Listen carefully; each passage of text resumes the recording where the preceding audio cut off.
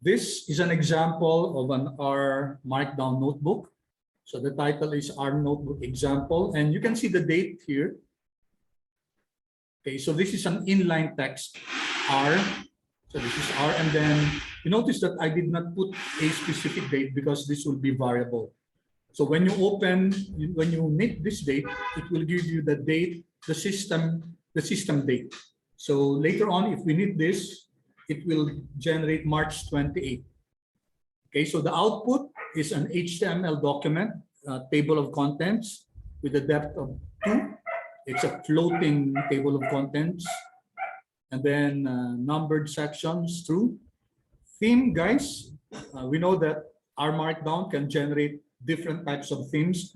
This is one of the themes that I like, readable theme, and also some highlights, several highlights also. I will not discuss this in greater detail. I know you know how to search on different themes or different highlights for an R Markdown. So this is an example of, so this is our YAML. We discussed this last time. This is your, this contains instructions on how the document will be printed. It can be HTML or it can be PDF document. Okay, just take note, guys, that if you want to print this as a PDF document, you have to you should have downloaded this MikTeX. For you, if you're using Mac, you have to have downloaded Mac. Andali guys, sorry. Ginugulo ko ng aso dito. MikTeX, okay? There. So you can easily Google this and search. You have to download this. This is also a software.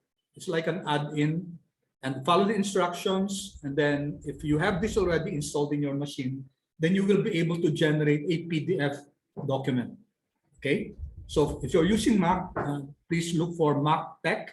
If you're using a Windows, you can download MikTeX.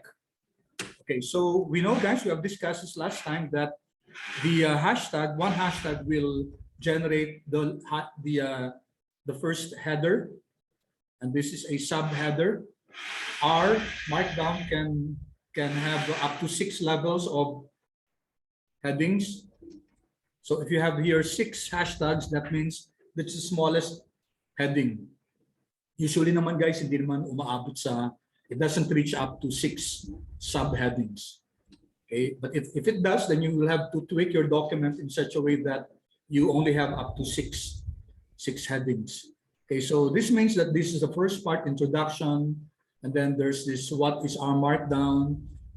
Okay, this is what I expect of you. Of course, guys, the output should be any topic in finance. Okay, so it has to be a well-connected. Ibig sabihin, guys, may flow talaga yung it's like a research paper. It's like a report, no, on a particular topic. All right, then if you see here, guys, okay, what is this for? Okay, you can, in an R Markdown file, you can link websites. For example, here 7 important packages for data visualization. So this tells us that R and R Studio enhances the functionalities of the R software. Okay, packages provide additional, let's say, additional utility in using your R and R Studio. There are several packages. We can. I did here two main classifications for data visualization and data science. Hopefully, in this subject, we're going to meet and make use of these packages, particularly quant mode. Who among you have, may I have a show of hands? Who among you have used quant mode package before? Pakichat na lang please kung yes or no. Yes, if you have used quant mode before. No, if not. Okay, no, thank you. Good. Thank you, guys, because you know, after we learned how to make use of quant mode, I'm sure you'll feel attached to it. Because this is very important as far as let's say downloading data from Yahoo Finance. or from FRED. Are you familiar with the FRED database? The Federal Reserve in St. Louis. Okay, the FRED is a database based in St. Louis in USA. And then napakadaming ano doon, database guys. Database about interest rates, about GDP, GNP, etc. So marami econometric and macroeconomic data can be found in FRED. FRED, no? You may wish to access that. Okay, and then Wanda, I don't know if you have heard of Wanda and other sites. Itong Quant Mode, guys, this is a super heavyweight package. We'll learn this, guys, as we go along. Okay, so these are examples of, in fact, yung Quant Mode, hindi lang not only for data visualization, but also for data science. Okay, so see how I attributed, guys. I gave the site a name, 7 important packages for visualization, and this is the link. So this is how you do it. This is how you link. Later on, makikita natin to when we knit this document. Also, this one for data science, you have dplyr, tidyr, tidyverse, etc., XGBoost. As I said, towards the end, we'd like to have an introduction to machine learning. And this, yung Sicaret package, XGBoost, Random Forest, these are the packages that we're going to delve into, which we're going to learn how to make use of as an introduction to machine learning, using it for supervised and even unsupervised learning. We'll explain later on, guys, what it means to have supervised learning and unsupervised learning. Okay, so this is like a research paper, no? Of course, informal research paper. Hindi naman kasi ito yung talagang may statistical testing tayo dito. No? Okay, so in our Markdown, if you take a look at this, you can link an image. Okay, ito guys, itong images, then /r markdownflow.png.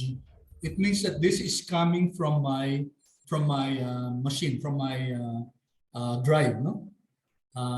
Notice ang pangalan lang niya, images are markdown flow. Why that? Kasi guys, this was created from my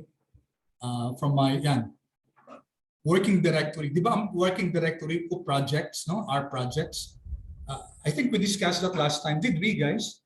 Did we discuss the working directory, set working directory, get working directory?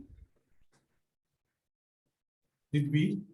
Okay, sorry kasi I have another subject where we discussed this. Did we discuss that? Yung get working directory, set working directory. Inform nga ako kung if we did.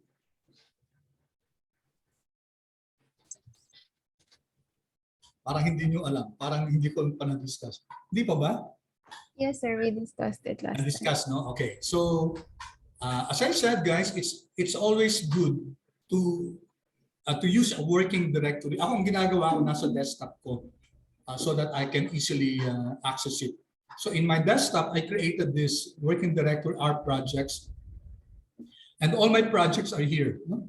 Ito nga hindi ko pa naaayos. Dapat itong mga outputs na to dapat nasa isang folder yan. Kasi each folder is one working directory. Is one project, I mean. This is my working directory, our projects. Okay, then I have here a folder, itong images na to. No?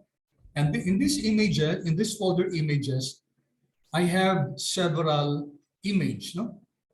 Sample lang to. No? This is the image that I used for that specific code chunk. Itong R Markdown Flow PNG. Okay, so if you notice, guys, how did I generate this image? I used this code, kailangan may exclamation point, and then the brackets is the name.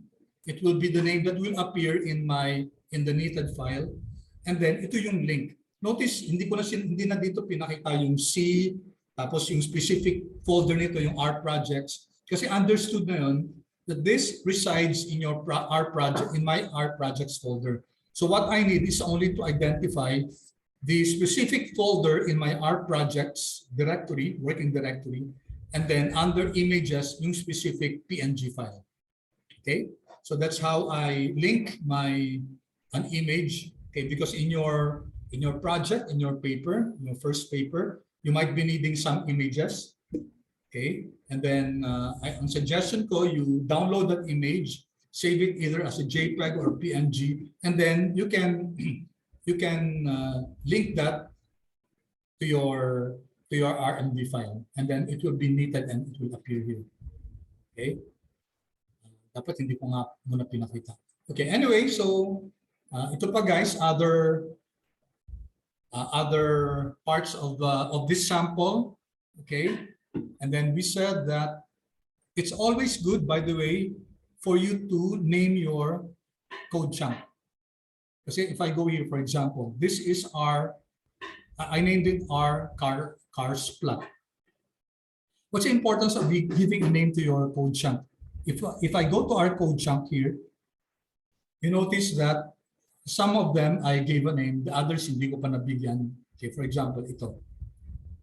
Chunk 16, 15, I wasn't able to give it a name.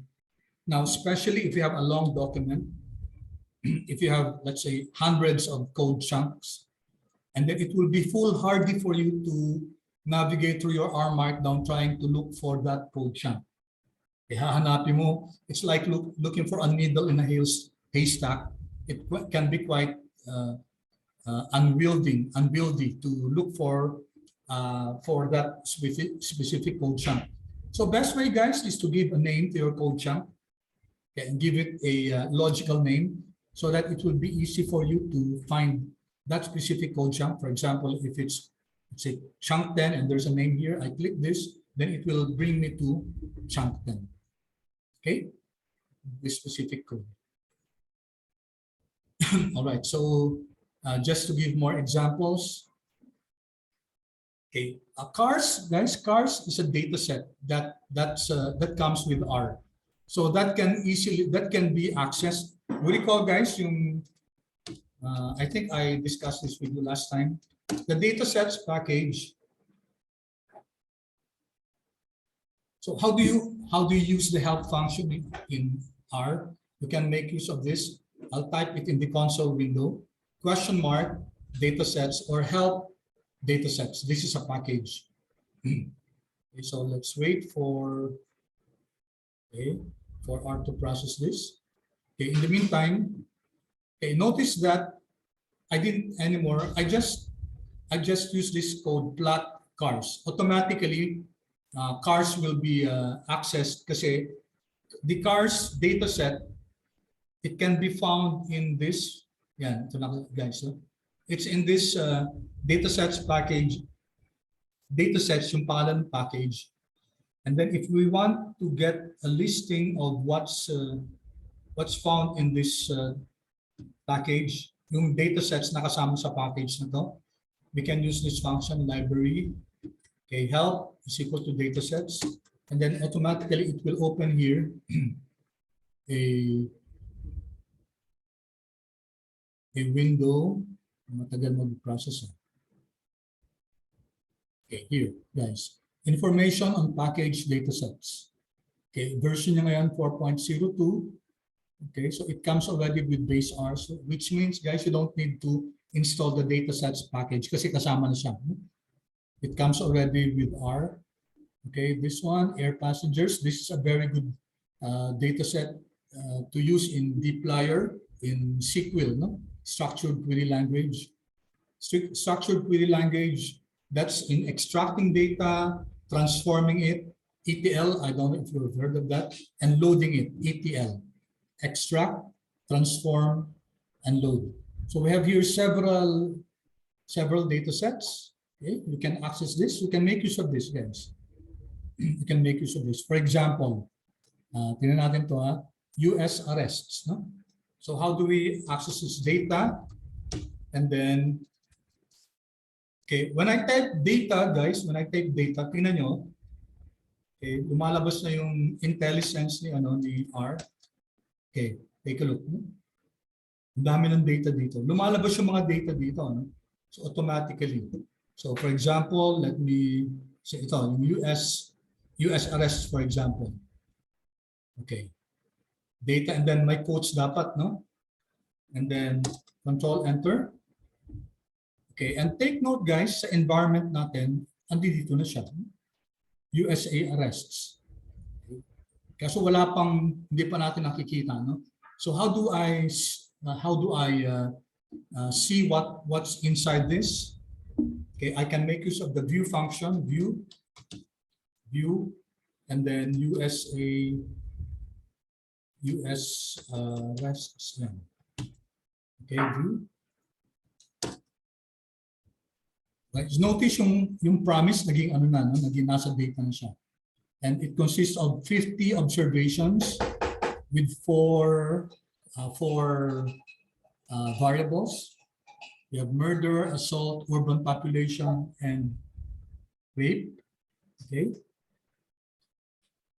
In states in the US, and this can be used, guys, for multiple regression. You can use urban population as your dependent.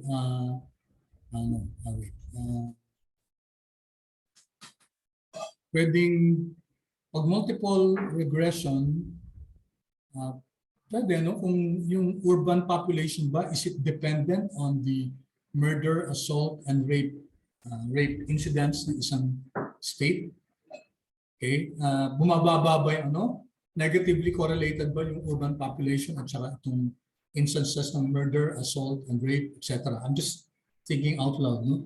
Of course, guys, you can also see if there's a metadata about this ito, no? So ginamit ko na naman yung help function ni R, USA arrest, ito siya. So it's coming from the datasets package, and it gives you some information about the data. Yan, no? Ito yung metadata niya, no? Murder is a numeric variable. This is the number of murders per 100,000. Okay, pati yung assault, urban population is numeric. It's a percentage of urban population, a percentage to. Ibig sabihin, yung ilang percent ng population resides in the urban areas. Ibig sabihin nito, kunyari, California, 91% urban daw. So 9% lang yung rural dyan. So we can make use of this, guys, as a categorical variable. We can no? Kasi ano siya, ito yung number ng ano ng percentage yung nasa urban, and then we can see if yung percentage ba ng urban population, does it vary significantly with yung incidence ng rape, ng assault, or ng murder. Okay, I'm going ahead of myself kasi multiple linear regression yung tinitingnan ko dito. No? Okay, you'll notice, guys, that in the course of our discussion, sometimes I'm going to throw in some discussions that I feel is relevant to what we are discussing. Okay, so going back here, as I said, guys, isang requirement, dapat may plot. Okay, so you can see here, plot ng cars. Ano ba laman ng cars? Let's see. Kasi ang cars, dalawang ano lang yan, dalawang variables ito. Cars, again, it comes from the datasets package. And ang ano lang niya, yan, dalawa lang variable na speed, which is numeric, and distance, which is also numeric. Stopping distance and speeding distance. So dito, plot natin, so since dalawang variables siya, dalawang variables, then pwede tayong mag-scatter plot dito. No? If I run this, yeah, scatter plot siya. Scatter plot siya ng speed at saka ng distance. I can, of course, also create the histogram. Histogram kasi ginagamit natin yan for a univariate quantitative variable. So, pwede nating gawin histogram ni speed. Okay, if you recall from your statistics, yung histogram ginagamit yan to plot a univariate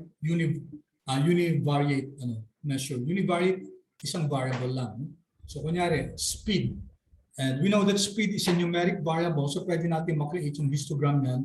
Notice, Sabi ko dito cars and then dollar speed. Kaya ano ibig sabihin yan?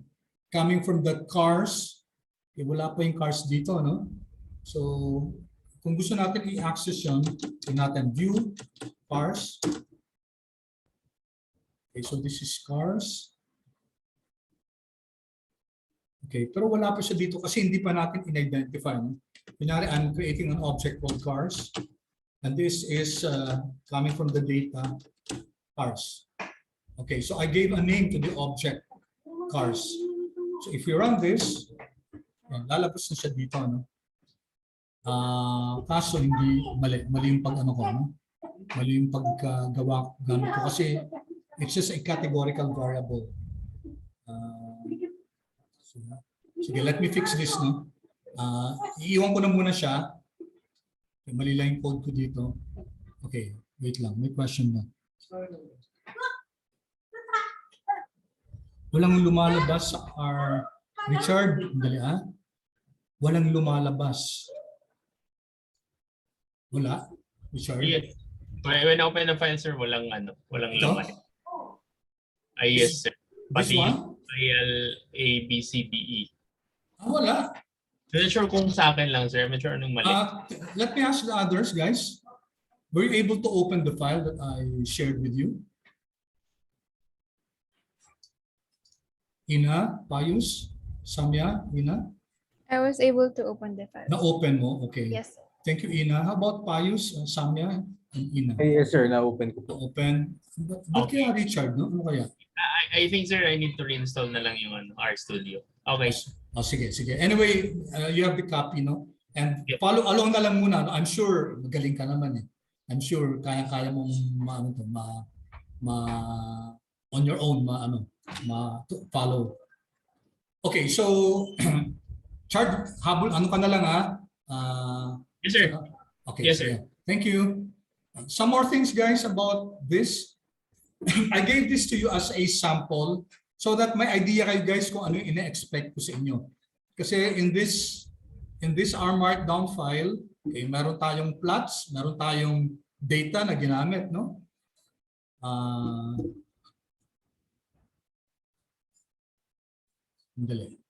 Let me gamitan ko nga ng ibang name. Let me just check this. Kasi bakit hindi create yung ano? Data, cars. Okay, hindi pa rin, no? Pag binuta yung cars, nabali ako sa code ko. Ayun, okay. Hindi ko pa kasi binu, no? Okay, yan na yung ano guys, yan na yung cars, no? So, here, sa console ko na linagay, I created an object called cars and then its data na cars. So what happened was, when I viewed it, so andito na siya, no? It's a data, 50 observations of two variables, yung speed at saka yung distance. Okay, so meron tayong data dito, meron tayong plot. So of course, you can explore, you can, asan yung histogram natin? Histogram ng speed. So ito yung histogram ng speed. Okay, you can also plot the histogram of the distance. Okay. All right. So yung summary function, guys, summary function gives us the 6-number summary. So mean, minimum, quartile 1, quartile 2, which is median, average, mean, and then quartile 3, third quartile, and then the maximum. Okay, so it will give us, yung summary function will give us the 6-number summary of numerical variables. But if it's character or categorical or character variables, guys, of course, walang ano yun, walang descriptive statistics nito. It will just give us the frequency, the count. Okay. So what's good with the R Markdown, guys, is that tingnan nyo to, no? You can directly use a function. Okay, for example, ito. You have a backtick here and then a backtick here at the end, and then you put here R, which means you're using the function for R, length ng car's speed. Okay, so if I run this, run natin to. Copy natin to, Control-C, Control-V. Length, ano ba yung length guys? It will give us the number of observations ng cars, specifically yung speed variable. If I run this, so 50, no? 50. So when this is printed, ang lalabas na to, the sample size in this data set is 50 observations. Okay, so we did not write 50, but rather we used a function. Okay, function, si R na yung nag-solve nun. Okay. Of course, this may look very how do I excessive, no? Kasi pwede naman natin sana isulat 50.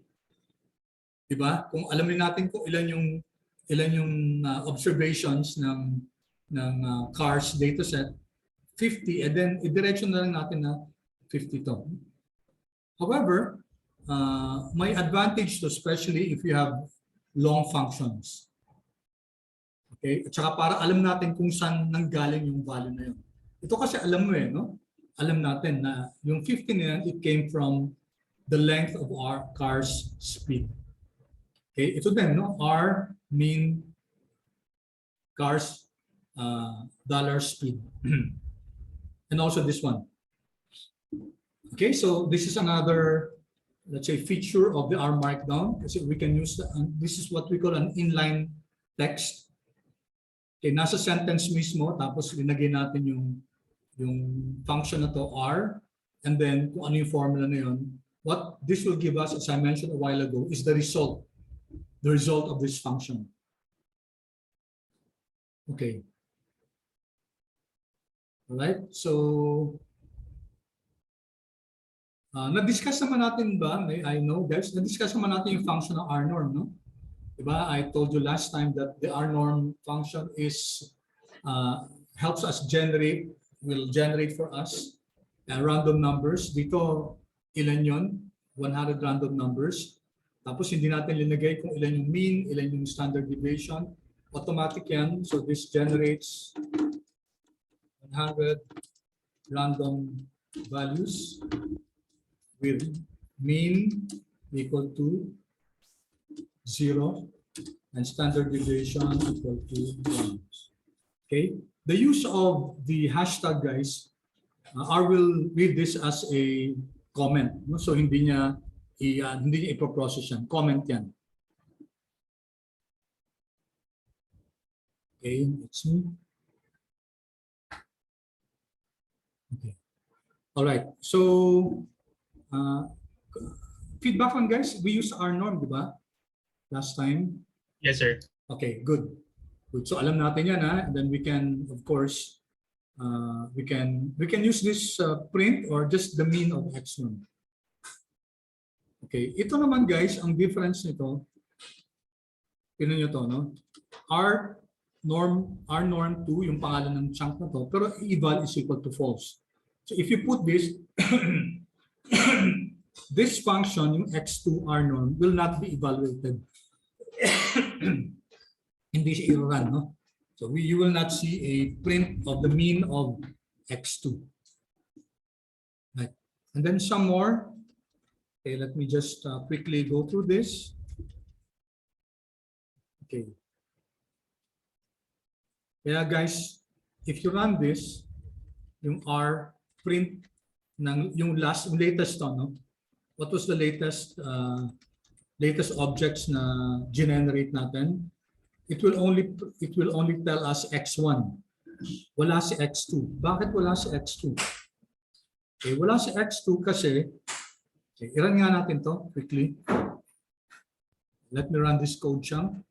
Okay, and then it will generate an average, a mean. Of course, we will have different values kasi we did not set that seed. Dito naman, i-run natin to. Okay. Si x2.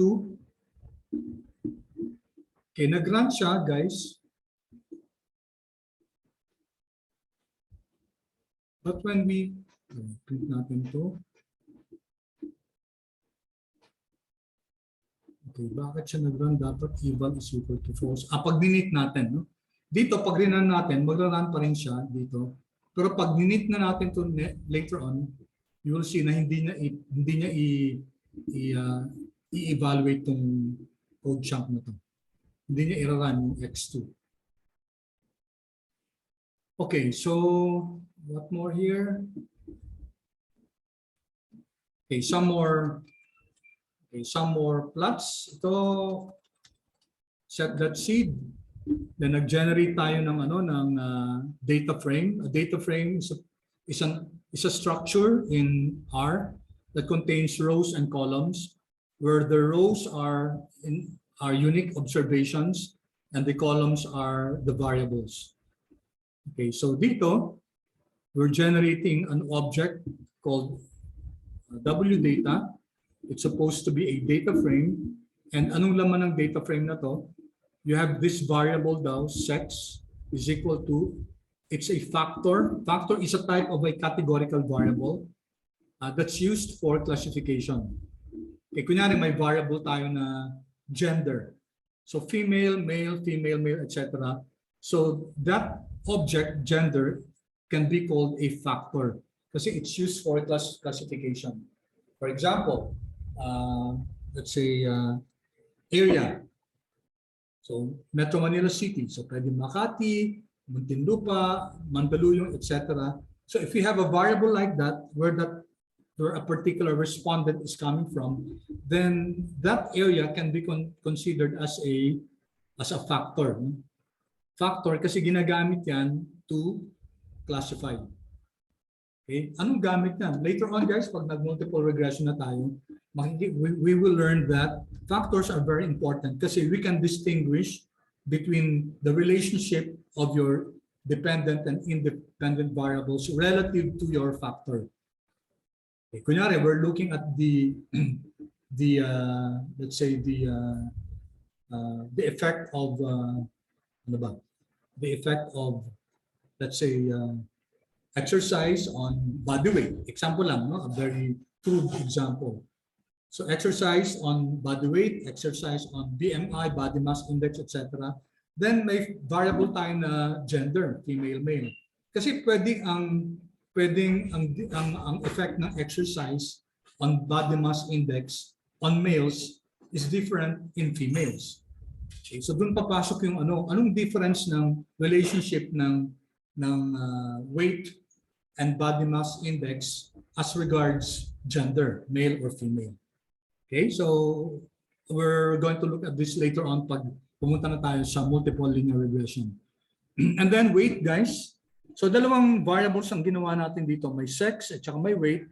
Si weight naman, this is randomly distributed, no? Normally distributed. 200 observations. Okay, yung isa, ang average 55. What's the standard deviation of this one? Since hindi niya binanggit kung ano yung standard deviation, ang assumed the standard deviation ito is 1. Okay, so even if we don't write SD is equal to 1, understood na yun. So we're concatenating, di ba? Concatenate. So we have 200 observations here.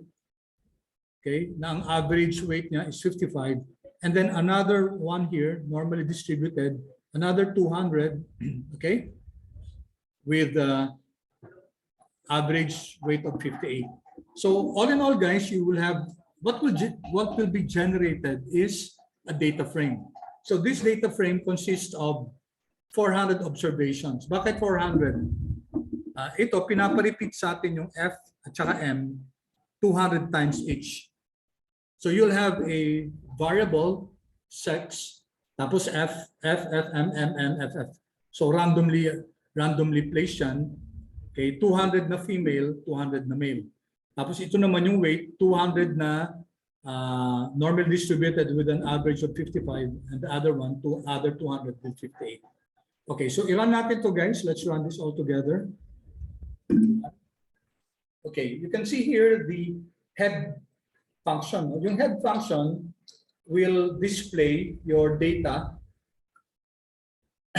Kasi ito yung data natin, W data, no? Okay, ang ipapakita lang yung head function, the first 6. Take a look at this. Head. So the first 6 observations are panay female, tapos ito yung mga weights nila. Okay, nag-set.seed. Okay, nag-set.seed tayo. Ibig sabihin guys, we should have the same values. Okay. Now, if I really want, ito na yan, no? Ito na yung W data na yan. Nasa objects na. Ito. W data. 400 observations of 2 variables. If I click this icon guys, ito. Yan, i-generate dito yan. Okay? 400 entries. So, 200 na female yan. At saka 200 na male. There. So, we were able to generate this data frame randomly using the rep function. Rep guys means repeat, no? I-replicate niya. Okay, so with that, guys, close ko na muna to. And then dito, nagpakita lang ako guys ng plotting. Okay, plot. So we'll not look so much into this. I'm creating an object called A, and I'm using this quick plot function. This is from ggplot2. Kailangan na install nyo to. Now, take note guys, library na to. No? You cannot use this code unless dapat install nyo muna siya. Install that packages. Okay. Install that packages. Una yung ggplot2.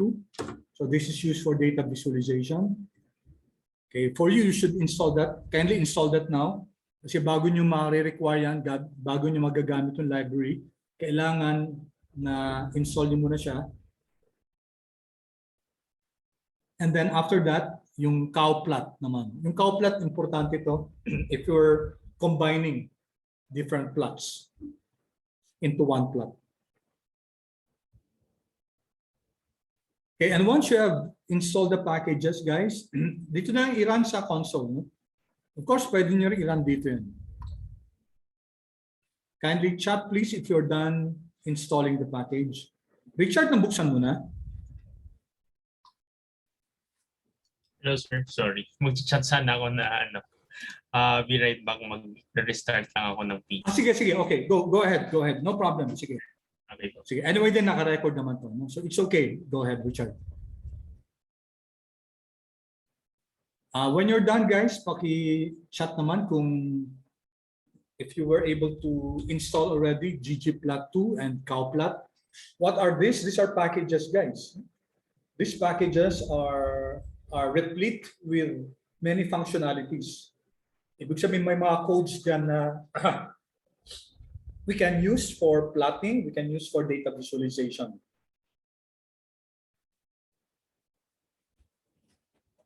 So install nyo muna, install that packages and then ggplot2 and then cowplot.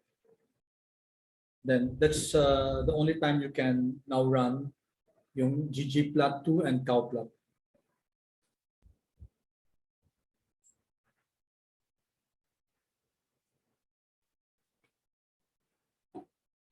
Once you have installed it, guys, and then once you have run this, i-run nyo siya.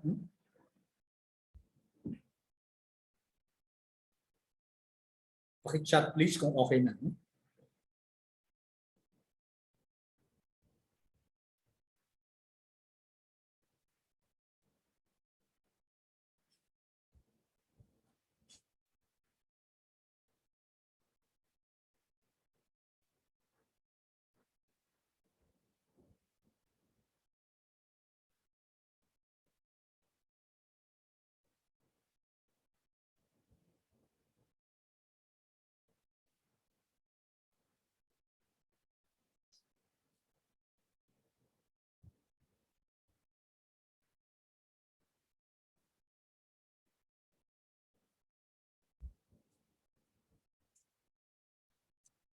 Oh, okay.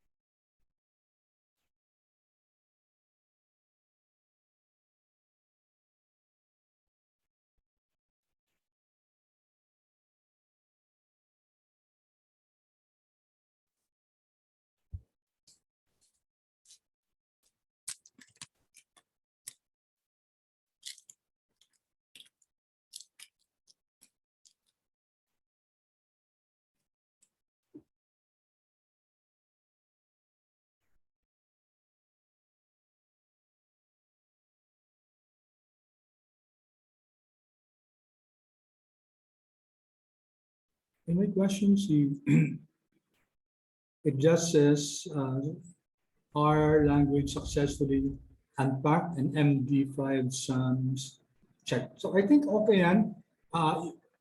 Did this show when you were installing the package, Samya?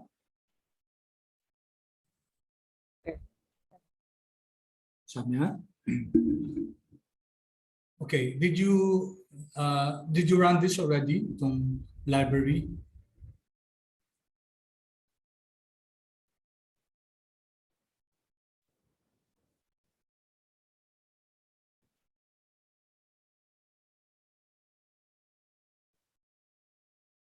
It's okay. I-library mo na Samya. And then yung mga questions mo, i-send mo to everyone para so that the others can. Guys, when you're asking a question, may I request that you send it to everyone so that your classmates could see what what your question is. And then Samya, paki-chat kung okay na, kung nag-run yung library.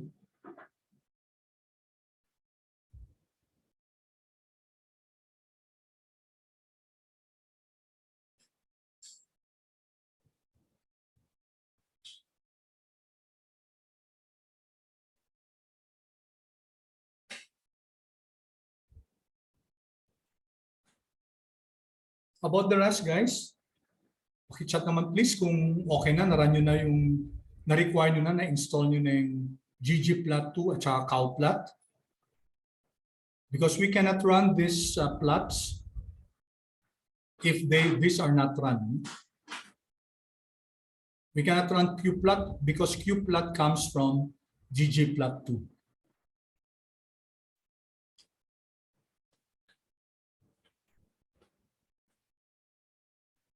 Thank you, Ina.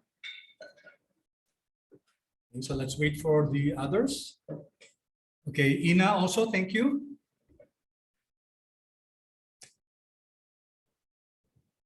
Ayush, how about you? Yes, sir. What do you mean by yes? Okay na? Yeah. Naran mo na yung library? Yes, natabunan lang yung chat. Ganun ba? Sorry. Nag-chat ka na pala, no? Ay, oo. sorry, I didn't see it. So see, let's wait for Samya.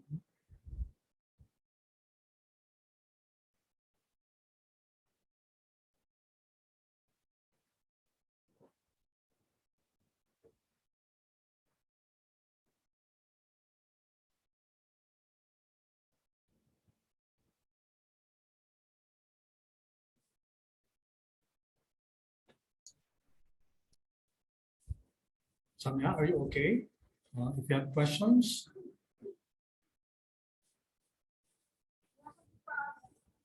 I'll make everybody on my co-host para in case gawin kong co-host kay lahat para so that in case you have questions and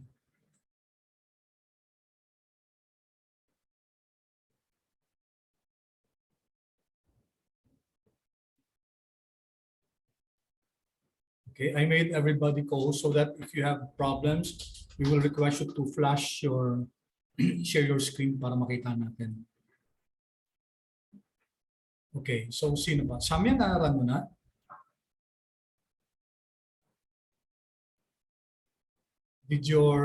Were you able to require access the packages ggplot2 and cowplot?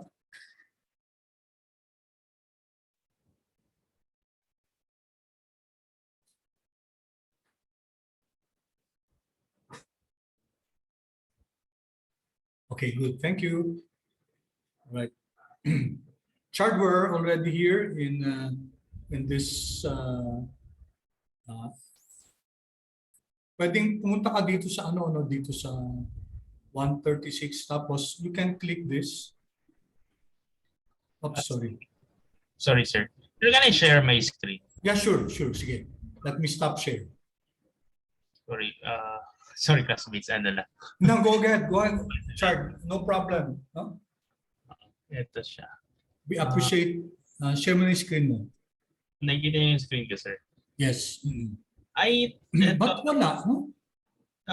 tapos when I open the file, I try to open the file. It's the same, um, same yung nangyayari. I'm not sure bakit. Hindi. Uninstall ko na siya. So, Kaya ano ito? tama naman sir, di ba? Just Oo. open the file. Yeah. Or you can, pwede yan. Close ulit. Close mo nga ulit. Close mo nga ulit yung R mo. Sorry. Yeah. Sige. Then go directly to the file. Subukan natin i-diretso mo yung file. Without opening RStudio, go directly to the file and then open the file. Open with from a PC sir, hindi siya nire-recognize as a RMD file that can be opened by R or RStudio.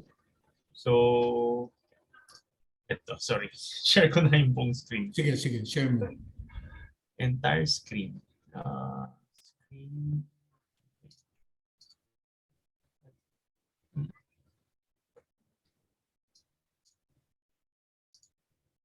Sorry.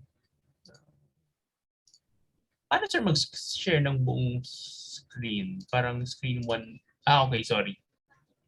Kasi nakadalawang screen pala ako. Ito, nakikita niyo po yung Yeah, oo. yung folder. Bakit? When I right click ko lang. Tsaka bakit 0 yan, no? Sorry sir. Yung trial ABCD, 16 kilobytes. So, baka hindi tama yung dinownload kong file or Pero, dali I'll share the paano ba to, no? Subukan ko i-share dito ulit tingnan natin kung ano. So, sige sir. Pero should be tama yung dinownload ko kasi isa lang naman yung in-upload niyo. So, correct. Let's try this. Okay, mag-share ako ng ano dito. Asan na yung ano?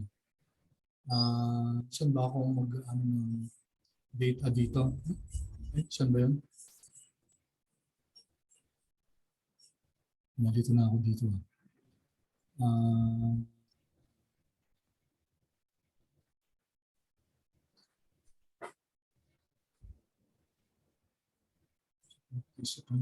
Saan ba ako mag-share ng file? Dito. Sa ellipsis. Wala. Wait. Where do I... Sa chat, di ba? Sa chat ba? Sa chat, and then, ito ba lang? Sa chat. And then, let's see. I-share ko sa chat, Richard. okay sir. Ayan, tingnan natin yung this PC, desktop.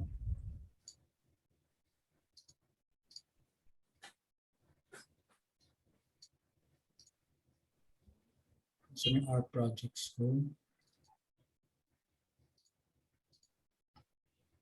Projects. Okay. So our projects ko yung trial is open. Yan, I shared it to everyone. Okay. I-download mo nga, Richard, yung trial ABCDE. And then, pagka-download mo, i-open mo nga, directly open mo siya. I-share mo yung screen mo para makita natin kung what will happen if you download it directly from your machine without opening R. Kasi dapat, if you do that, dapat lalabas din dapat, kasi RMD file yan So it will automatically use RStudio to open your file. Yes, sir. Share mo nga yung screen mo. Apo.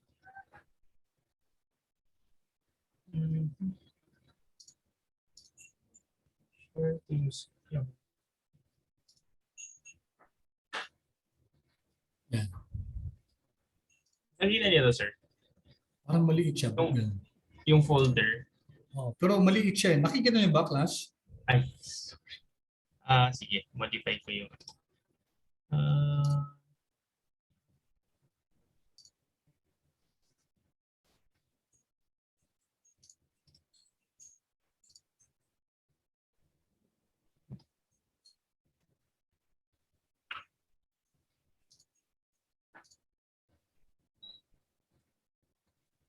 Ayan, sir. Yan. Ito yung recent na download ko from the chat box. Not sure bakit. Ganyan siya. Tingnan mo nga yung look for app. Sige, i-right click mo nga open with. Open with. Tapos hanapin mo dyan yung R.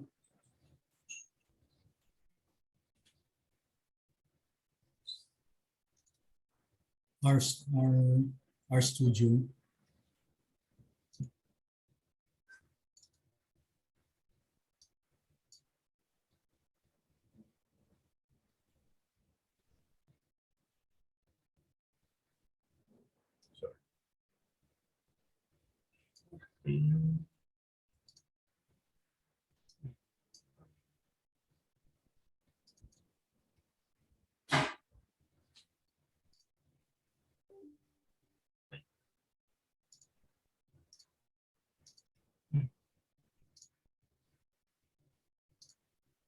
Open with. Choose another app.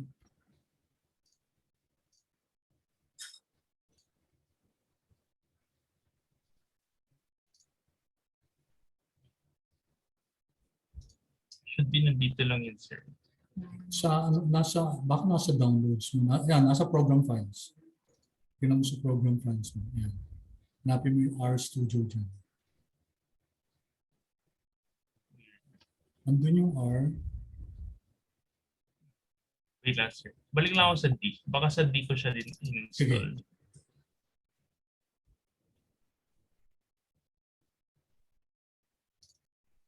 Yan.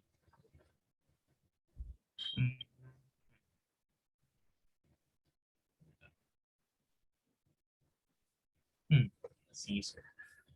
Hanapin ko muna. Andun yung R, ano? Andun yung R, pero i-search mo nga muna. Wag muna Yes, sir. i-search mo nga sa R Studio. Ayan, no, yung R Studio. Diba? Open file location yan. Open file location. Right click mo nga siya. Ayan. Tama ba? Yan. Copy ko siya. Tapos, open with. Search another app. More apps. PC. Tama to, right, sir? Yan. Okay. Close ko to.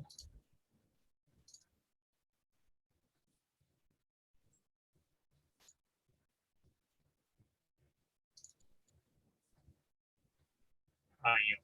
Sorry.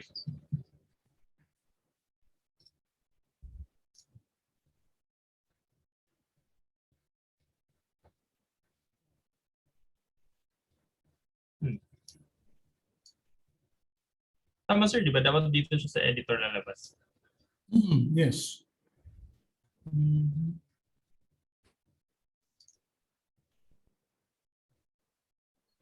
So, buksan mo nga yung R Studio mo. Yes, sir. Yan ang R Studio, di ba?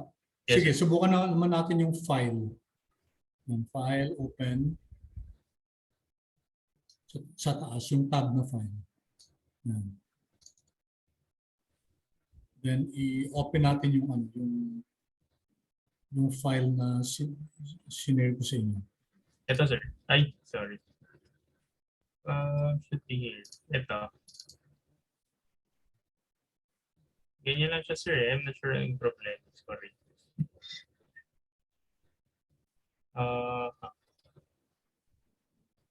Ito lang yung, ito yung share user. Yes, na. Oh, for about 1 kilobyte lang yun. Tama naman. 16 kilo. Check ko lang Check ko kung ano yung na-share niyo, sir, 15.77 KB. 16 KB lang. Yes, sir. Let me check. Pero weird. Kasi same lang siguro kami dinownload ng classmates ko. Kaso, I'm not sure kung...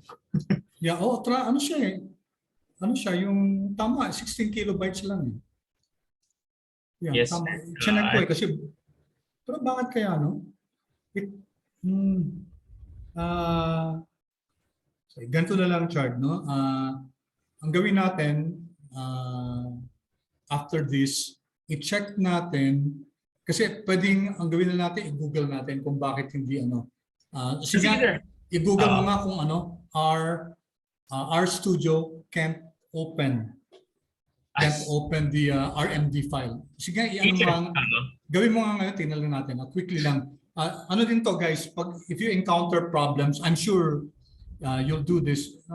Makakatulong yung either may maraming sites sa sa internet guys. Our studio cannot open RMD file.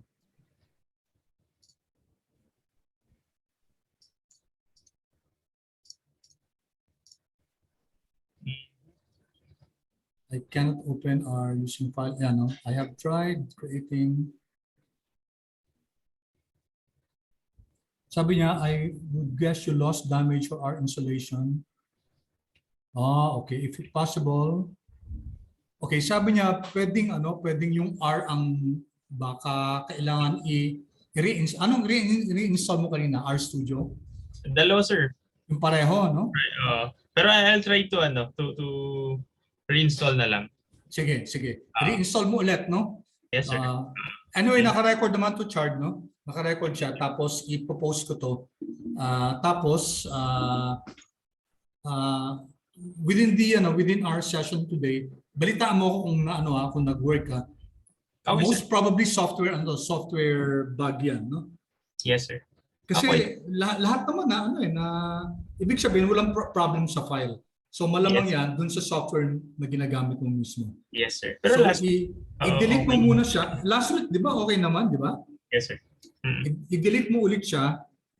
I-delete mo yung R Studio and then i-delete mo si R. Tapos i-reinstall mo ulit, no? Yes, Let's see sir. what happens, no? Okay, sir. Sige. Thank you. Thank you. Okay, share screen ulit ako, ha?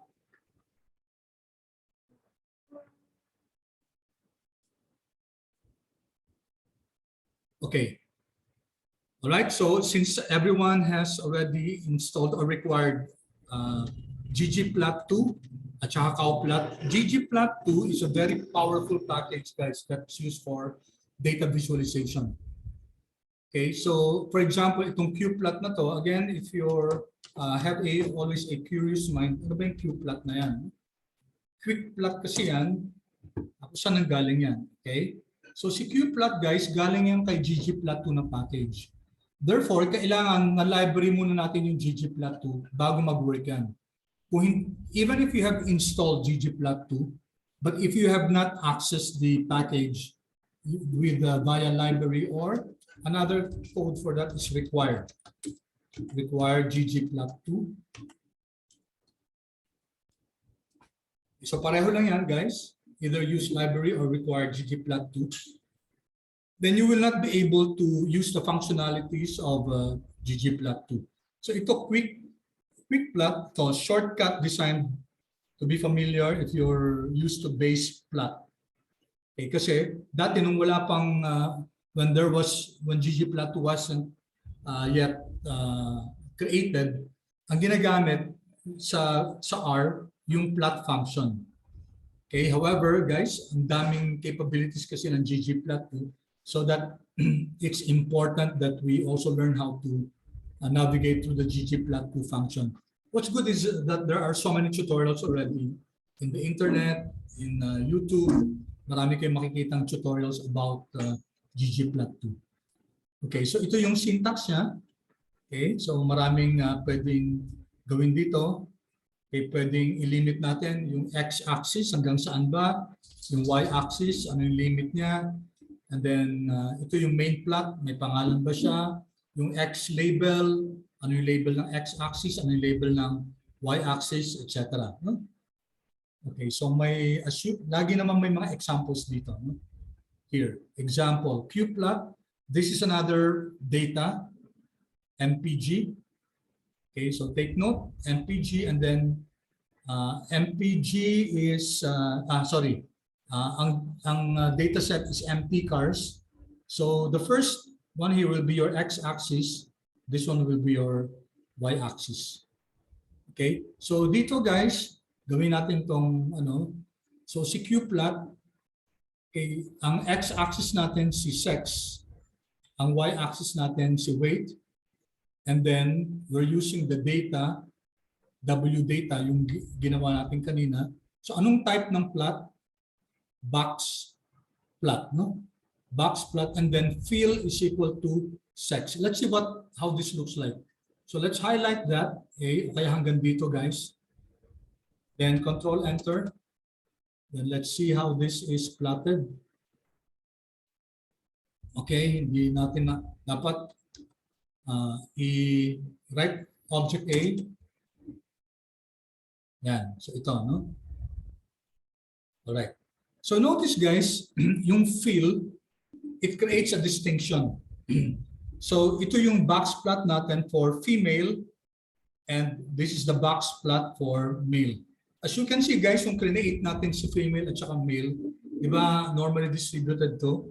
Tapos yung average natin kay female, okay, looks like 55, no? Malapit sa 55. Ito naman 58. Okay, so you notice guys, yung paggamit ng fill segregates your data into the factors. Kasi yung sex natin factor, di ba? So dalawang box plot ang ginawa niya, isa para sa female, isa para sa male. And what do you call these points here guys? You recall from your stat, anong tawag natin dito? What do you call this? Anyone? Ito yung outliers natin, di ba? Ito yung first quartile, ito yung median, ito yung second quartile yung median, third quartile to. Okay? This is the maximum, yung pinakamalaking value. This is the minimum. This line here, this whisker is your quartile 3 plus 1.5 times IQR. We will not go back into that, guys. I'll be assuming that you already know that from your basic statistics. So, box plot to. Another type of plot is a violin plot. Tingnan natin to, guys. Also from qplot. So, ganun din, yung geom natin, yung type ng object is violin. So, let's run this. Okay. B. Tapos hindi pa siya kagad okay. Ipa-plot, no? So i-write natin B plot si B ito. Yan, mukhang violin siya, no? So parang ano din siya, parang box plot din. The only difference is that hindi siya straight line, no? It follows the distribution. So ito yung pinaka-malaking concentration ng data natin dito. Kasi unlike yung geom, straight lang siya, rectangular lang siya. Ito, it follows the shape, no, of your distribution. So here you can see here the concentration of your data. Ito naman dito. So that's what we call a violin plot. Again, plotted. Okay. Hindi natin ilagay yung fill is equal to sex, no? Pero dinefine niya, sinegregate niya si female at saka si male. And lastly, ito naman, dot plot, no? Dot plot. Tapos may linagay po tayo dito na some other instructions. Stock directories, naka-center siya. Binary axis is equal to y. Dot size is equal to 0.5. So let's run this without really looking into the nitty-gritty details. Okay, and then we have to, okay, my ABC tayo dito, we have to write C, we have to print C. C, Control Enter. All right, so ito, no, it's a, what we call a dot plot. Dots yung ginagamit. Eh, parang violin siya, kasi si violin, walang mga dots. All right, now if you want to plot, all together guys, pwede natin ilagay sa isang plot yan. Okay, so, but this one, yung plot grid, this is coming from the cow, dito siya galing, no? Sa cow plot siya. Ito, cow plot. In fact, if we, again, if we use the help function, okay, so that's plot underscore grid, you know, plot underscore grid. And you see that it came from cowplot. Okay, tapos may explanation dito. And then as usual guys, usually may mga example siya. So magandang practice guys yung tinitingnan natin yung example niya. Okay, so let's run this all together. So sometimes you might want the plot to be hindi separated but in one panel, no? So sabay-sabay nating rinan yan.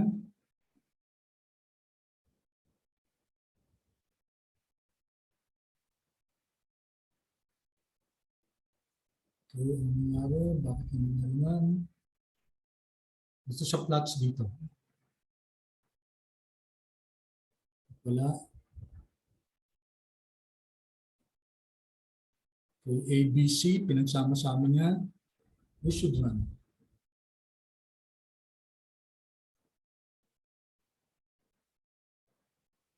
Yan, okay? Oh, wait, ito pala. Sorry, ito dapat. Yan, okay? Tignan niyo guys, so nasa isang panel na siya, isang plot. Hindi lang nagkasya sa isang row, pero yung tatlo guys, kinumbine natin into one panel. Ganon din dito, another example here. Okay, so here it's using the object iris. Dito ang ginamit natin yung ggplot function. Okay, we're not going to look yet into the nitty-gritty details of this. Okay, but I'm using this as an example for the our Markdown project. Okay, pagignan natin to. Yan. Okay, so isang panel siya. Okay, kasi nag-plot grid tayo dito. Okay, so going back to the others here. Ito guys, run if. Anong kaibahan niya sa Rnorm? Rnorm guys, it will generate a normally distributed random numbers. Ito pag run if naman, ano yung binibigay sa atin ito? So take a look at this. May done if, may fun if, may quan if, may run if. So iba't iba yan. Okay, and what does that do? These functions provide information about uniform distribution. So ito ang ginagamit dito, uniform distribution. So given yung mean at saka max, pag done if, density, fun if, it will give us a distribution function. Qn if, it will give us a quantile function, and run if generates the random deviates. Ibig sabihin yung mga values. So ito guys, if you take a look at this, set that seed 1, 2, 3, 3. We're creating an object called Q. Run if, it will generate 10 numbers from 0 up to 50. From 0 up to 50, and then we get the mean. Sige, run natin to. Okay, we will have the same number. No? We will have the same average.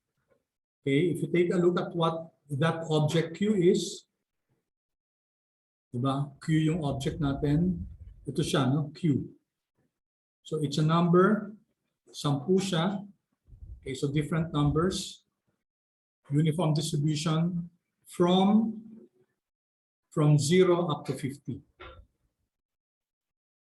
Okay, if we want to see that view Q, let's see what this object Q is. Ito makikita natin 10 numbers, no? 10 numbers. So from between 0 and 50. Yan. Okay. So, ito naman sample guys. Anong difference nito? Sample, ginagamit naman to generate integers. No? Once again, sample. So sample takes a sample of the specified size from the elements of X using either with or without replacement. Okay, so ito yung syntax niya, sample X, where X is a vector of one or more elements. Okay, ibig sabihin yun yung pagpipilian, no? Kung saan kukunin yung sample natin. And then size, how big is your object? Replace equals false. Pag replace is equal to false, imagine guys, you're drawing numbers from a ball. Okay, pag replace is equal to false, pag kumuha ka ng number, hindi mo na pwede ibalik yun. Okay, isa naman, replace is equal to true. Pag kinuha mo yung number na yun, pwede mo siya ibalik. Ibig sabihin, you can again choose that specific number. Okay, so itong function na to, set.seed 999, sample 1 to 100, 20 numbers. So this chooses numbers from 1 to 100, 20 numbers from PPLM. So, ibig sabihin nito, replace is equal to true. Pwede ma-draw out ulit yung number na yun. So, let's run this. Okay, so these are the numbers that were generated. 2768. Okay. All right. Sample, guys, kapag integers yung yung mga numbers yan. Let's give this a name, A1. Okay, A1. So, i-generate natin si A1, guys.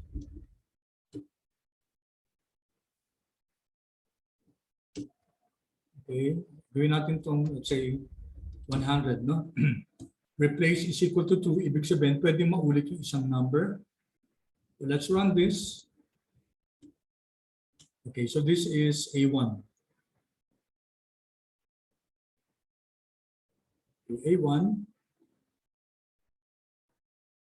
All right, 27. Notice, guys, since replace is equal to 2 dito, pwedeng may maulit na numbers. And 79, and 79, ulit yung 79 ilang beses. Okay, kasi replace is equal to true. Pag replace is equal to false, hindi pwedeng maulit yung mga numbers na. Once lang sila madadraw out. Okay, so just to check, ano ba yung, what's the, anong class nito? Class na A1, this tells us what kind of an, okay, so it's an integer, no? Integer yung mga numbers na yan. Unlike si runIf, guys, may mga decimals yan si runIf kanina, di ba? So if you want to generate random integers, then you use the sample function. Yan. If you want to generate decimals, okay? Yan. Non-integers, you can use the runIf function. All right. Although hindi pa naman talaga yan natin, no? Okay, ito without replacement lang. Okay, this is linear regression, no? We will not go into that yet. So ito, guys, mga sample lang to, no? Here, ang objective lang talaga natin dito is to be able to generate an R markdown. Okay. Dito, guys, ano ibig sabihin nito? This, pag nakakita kayong ganito, dalawang column, ibig sabihin, this is the function, this is the package. Yan, ang tawag, yung namesake ang tawag dito. And that's a package. Tingnan natin, ha? Question mark DT. Okay, no documentation. Dalawa daw, dalawa DT. Yeah. E minsan hindi nag-work yung isang question mark. You could try double. Right, DT, this is data table. And this is also a powerful package, and it's used especially if your data, napakalaki ng data natin.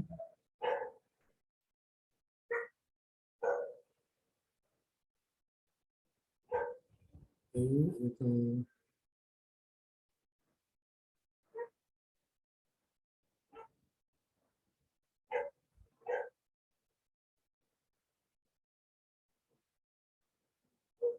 Taking some time.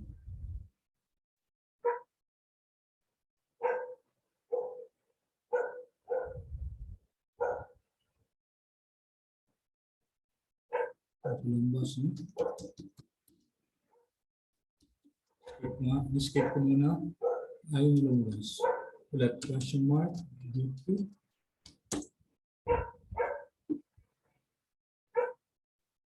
Okay, tapos ito, guys, data table. Yan. Wala.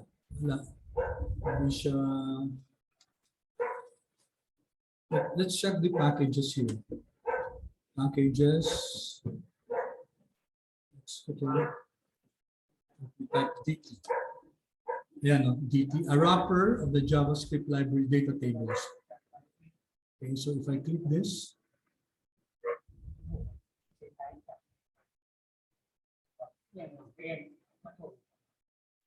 DT. Pero pa kanin? Hindi. Ayan. Okay, so this is documentation for the package DT. Ito yung functions niya. So maraming functions yan, and one of them is data table. Here. Data table. Ito. Create an HTML table widget using the data tables library. Okay, ito no, data table. Okay, so itong code na to guys, we're using the dataset empty cars. So once again guys, empty cars, it's always helpful to if you're empty cars, it's a from dataset. So ito yung mga ano niya, yung mga variables, MPG, cylinder, displacement, horsepower, etc. No? There are 11 variables, 32 observations, and 11 numeric variables. Okay, so dito guys, DT data table. So if we run this, okay, tingnan nyo guys, no? So what happened was that in-split yung data. In-split nito yung data. Kasi 32 lahat to, no? So in-split niya dito into, if I choose, kunyari, minimum kasi 10 entries siya. Kung 25 to, ang ipapakita niya, okay, yung first 25 and then the second one, yung natitira na lang. No? Okay, so this is a very convenient way to transform your table into something like this na maayos yung pagka. This is very helpful, especially if you have a tall table. Kunyari, 400 entries yan, 500 entries yan. Paano yung ipiprint niya lahat ng 500 rows? So maganda kung naka-data table siya. Okay? So, alright, I will not guys, ito guys, parang yung kanina, image lang. Okay, tapos GIF pwede rin. Okay, pwede rin GIF. And then yung equations, di ba? Sabi natin, lalo na sa subject natin, maraming mga equations. So for example, this one,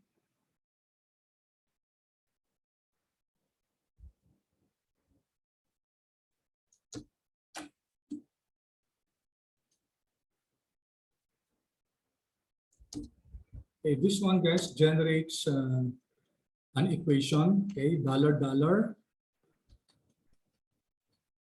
Tapos begin, then ito guys, this is called LaTeX, no? LaTeX. This is how you generate equations in R.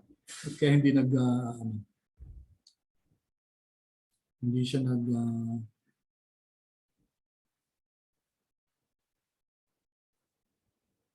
okay, mukhang na-double ko yung begin at saka end.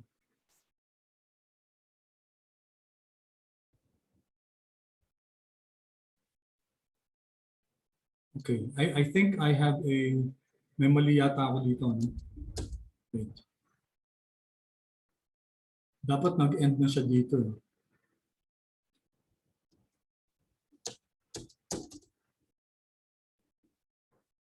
Begin siya dito. And then dapat nag-end siya dito. Okay, let me first check this guys. I think there's a mistake in my code here. But ito guys, mga equation to. I think I showed this to you last time. No? How do we generate equations in R? We use the LaTeX method. And then you can easily generate equations like this. Okay, siguro tingnan ko na lang kung saan ako nagkamali dito. Alright, and then there's this conclusion here. Okay, so example lang to guys ng ng R Markdown. Okay, andito yung YAML natin. Diba, tatlong parts ng R Markdown. You have the YAML, you have the text, and then you have the code chunk. Okay, yung YAML guys, it starts with 3 dash lines and ends with 3 dash lines. Yung R code, tatlong backticks, And then it ends in backticks. Ito. So ito. 3 backticks, and then the rest are your text. So let me knit this. Okay, save muna siya natin. Save ko siya ulit. Save ko siya. And then I'm going to knit this first and make sure that preview is in viewer pane, and then knit to HTML. So mag-knit siya dito. Right?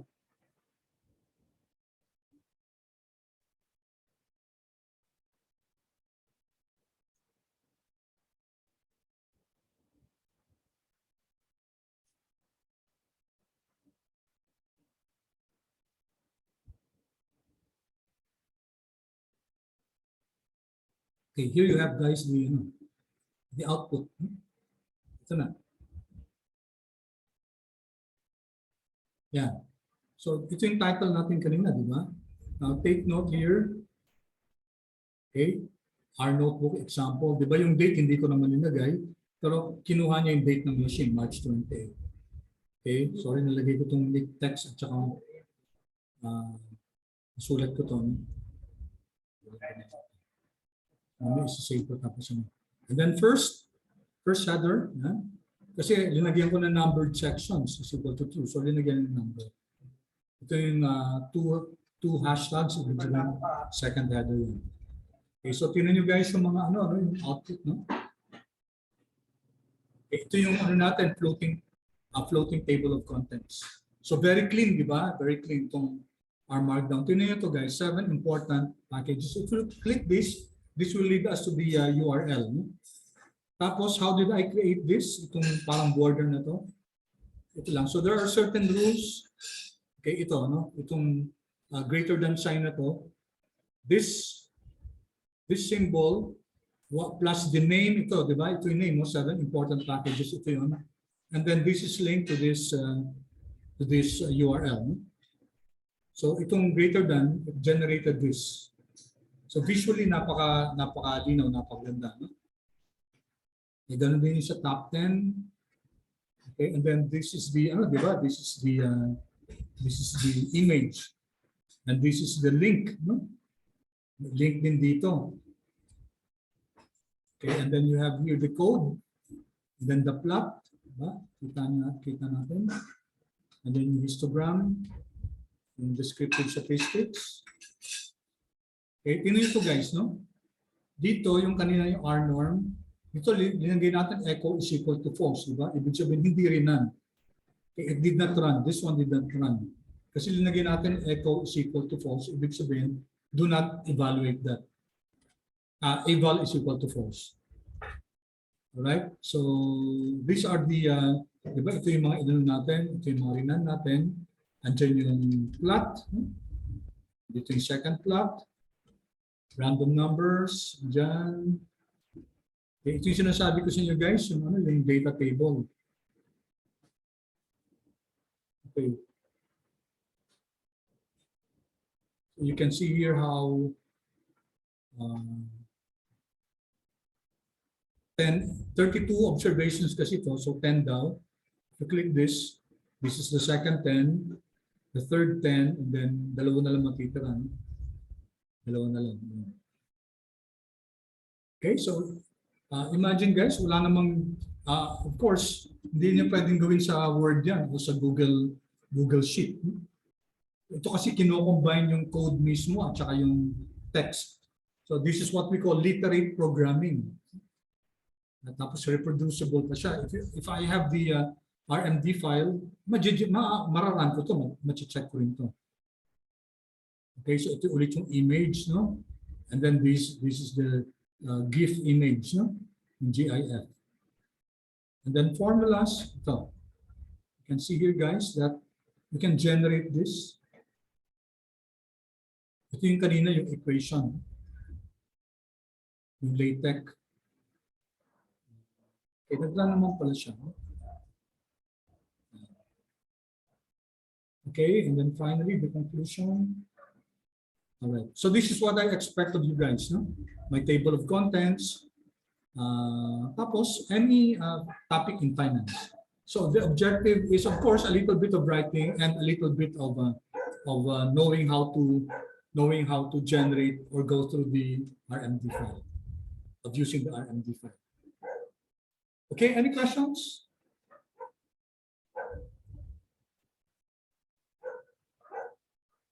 Any questions? Okay, let me rephrase my question. Clear ba so far, guys? Clear so far yung RMD file natin?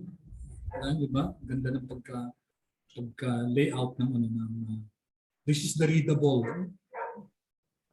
Sorry, sir. I have a question. Yes. When I try to knit the file, there's an error. Line 38 on my Sige. Yeah. Paki-share nga yung paki-share pa yung mo screen. yung screen mo. Yeah, yes, sir.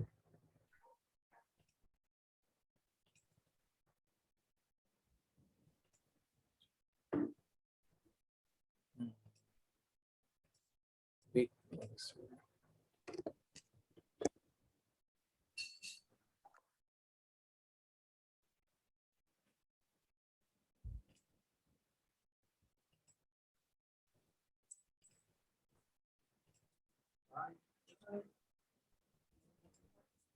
Yes, sir. This one.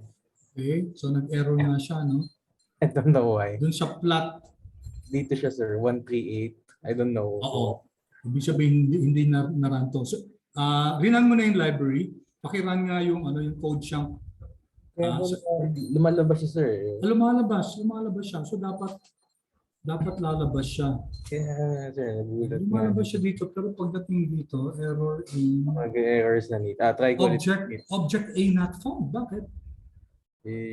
Wait. Pa siya. Kasi yung object, mo?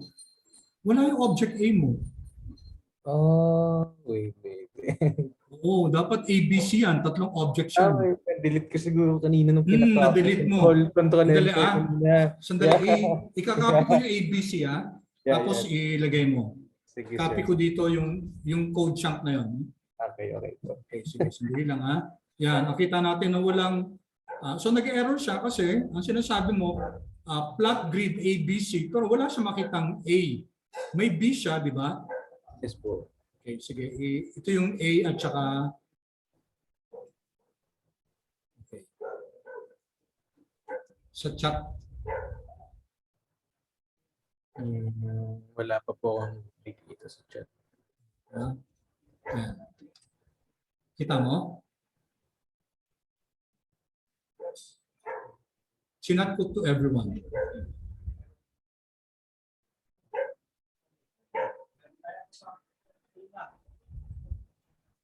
Ayos? Kita mo?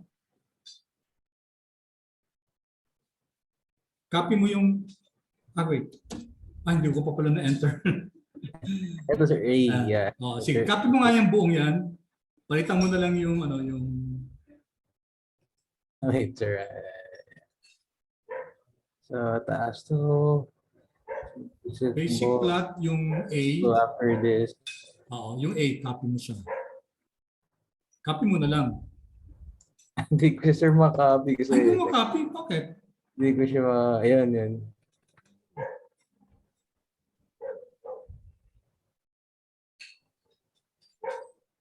Wait.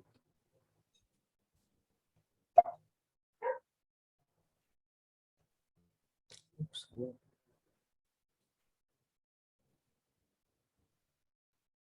Backtick. Dun sa taas ng tilde. Sa taas ng tab. Nasa left, upper left. Ano ko na lang siya, sir. Ayaw niya makopy. Ganon? Sige. Okay, plot.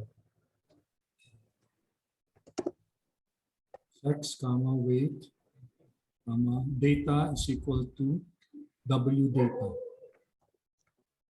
W data, walang S. Yan, geom, object yan, is equal to quotes box plot.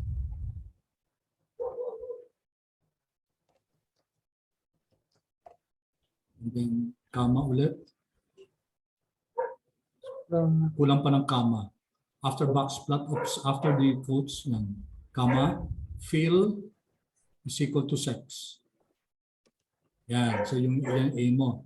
Yung violin mo, meron ka na, no? Tapos yung box plot, dot plot mo. After dot plot, mag-space ka. Yan. Tapos C. C. Okay, see. And then the assignment operator, yung less than minus.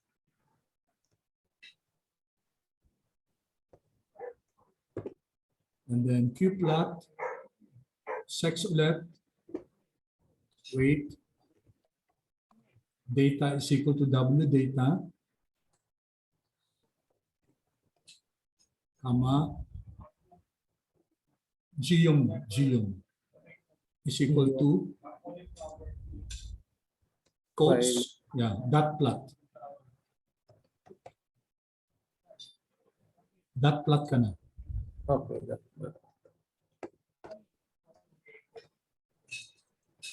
Okay, comma, stock dir. CK, and then VIR is equal to center, open and close quotations. Yan, Then, sir. comma ulit. Comma, bin axis naman, binary axis. Is equal to quotes Y.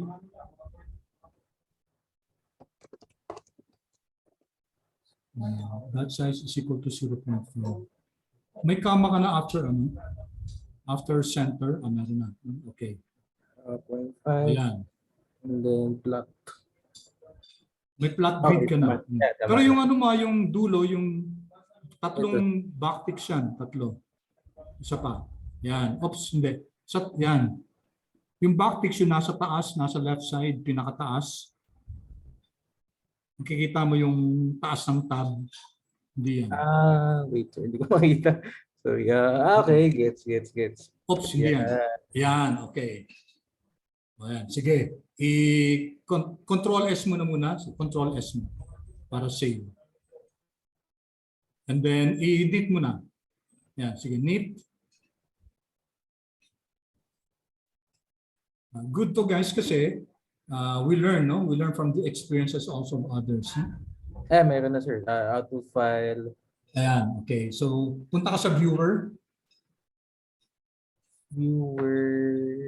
Okay. Nag-error sa images, no? Nag-error sa images kasi wala akong ano, sir. wala kayong image yan sa akin, Yeah. no? Yes, sir. Ang pwede nyo gawin na lang, mag-download kayo ng images kahit ano, tapos i-replace nyo na lang. Palitan nyo na yung file name, guys, no? Sorry nga pala, no? Yeah, I should have given you the GIF. Mabibigay ko ba dito? I don't know if let's see. Let me just share with you the GIF object para i-save nyo siya sa ano nyo, i-save nyo siya sa working directory nyo. Okay, let me see. Asan yung ano?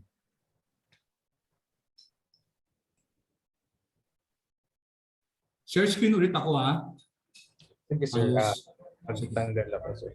Sure. Okay, share screen ulit ako. Tapos, ano yung... Okay guys, i-share ko na lang yung ano, yung... Okay. Chat. Our projects. Okay, nasa images ko.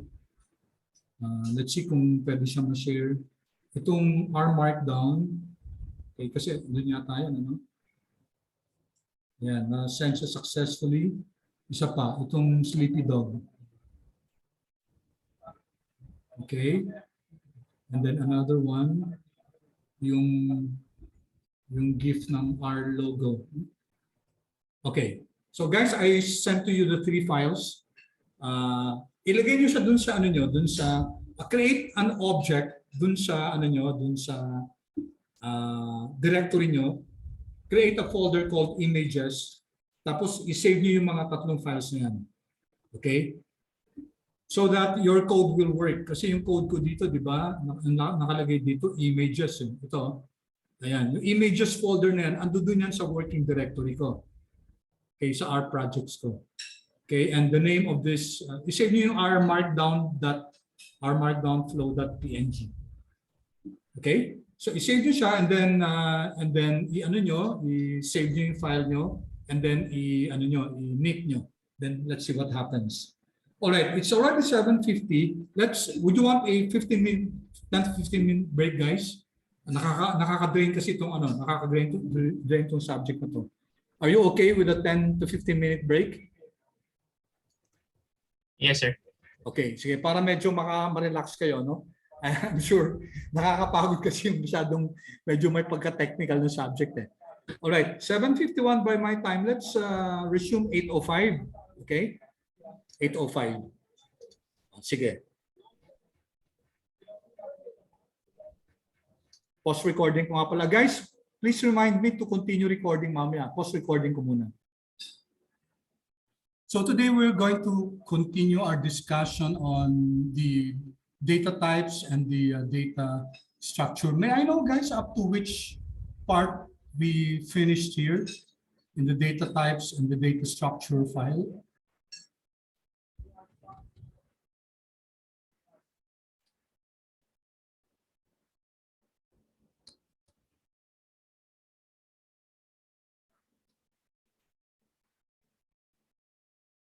Data classes.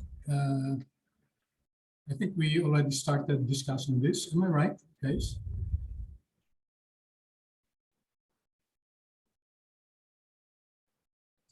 Check naman, sir. Check, please. Sorry, hindi ko na-check yung recording ko.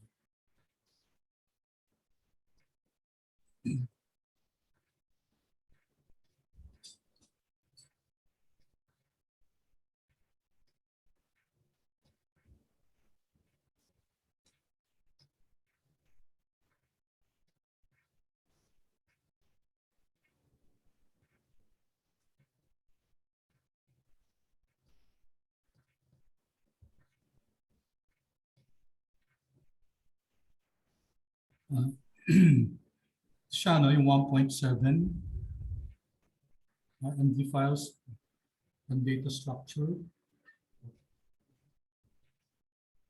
You know, guys, up to which part here we finished discussing last Monday.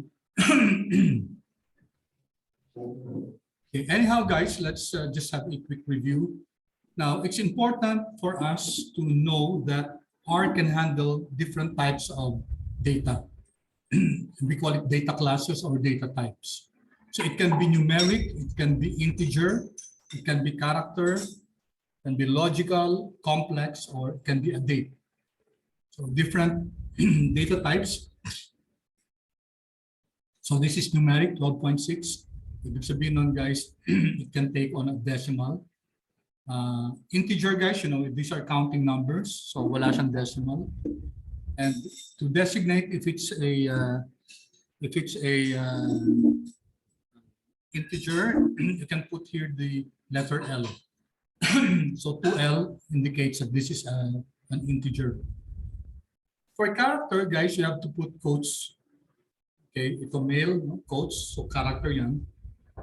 Logical can be true, false. All caps dapat. If it's not all caps, then it will not be recognized. No? Or T or F.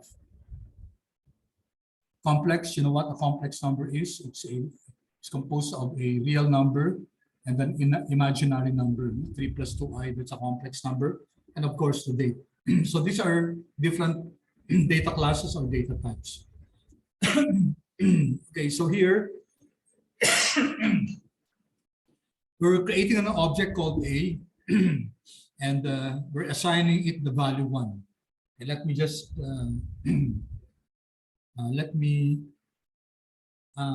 if I'm going to delete all the objects here, I can use the broom or, anyway, hindi na lang, sige. So A, guys, you used assignment operator. We can use A is equal to 1.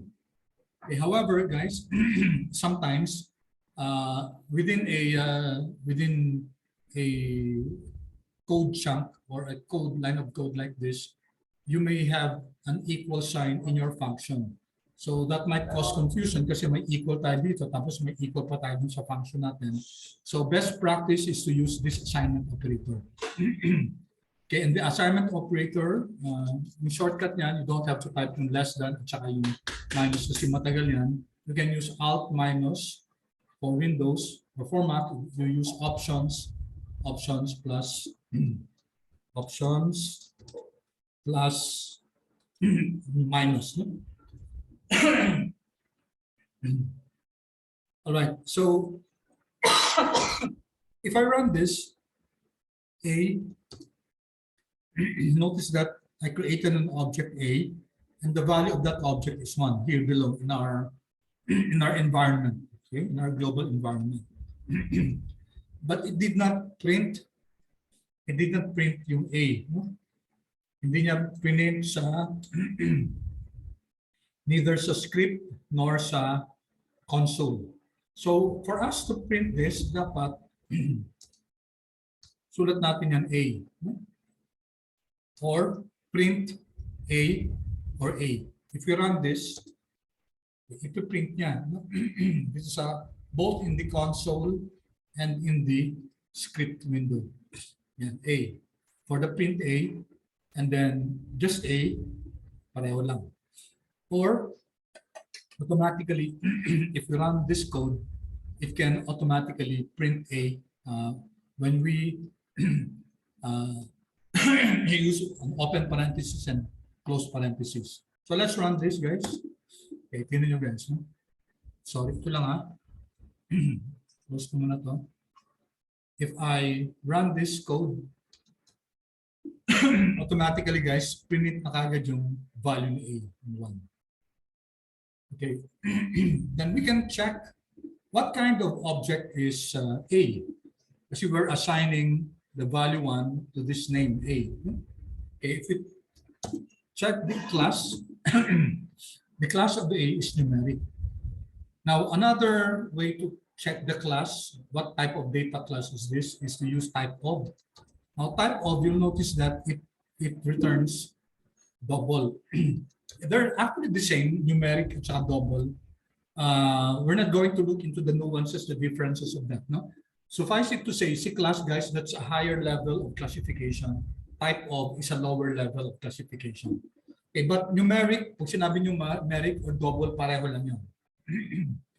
Okay, here we're creating an object called B. Okay, and then the value is 3L. Remember, this is an integer.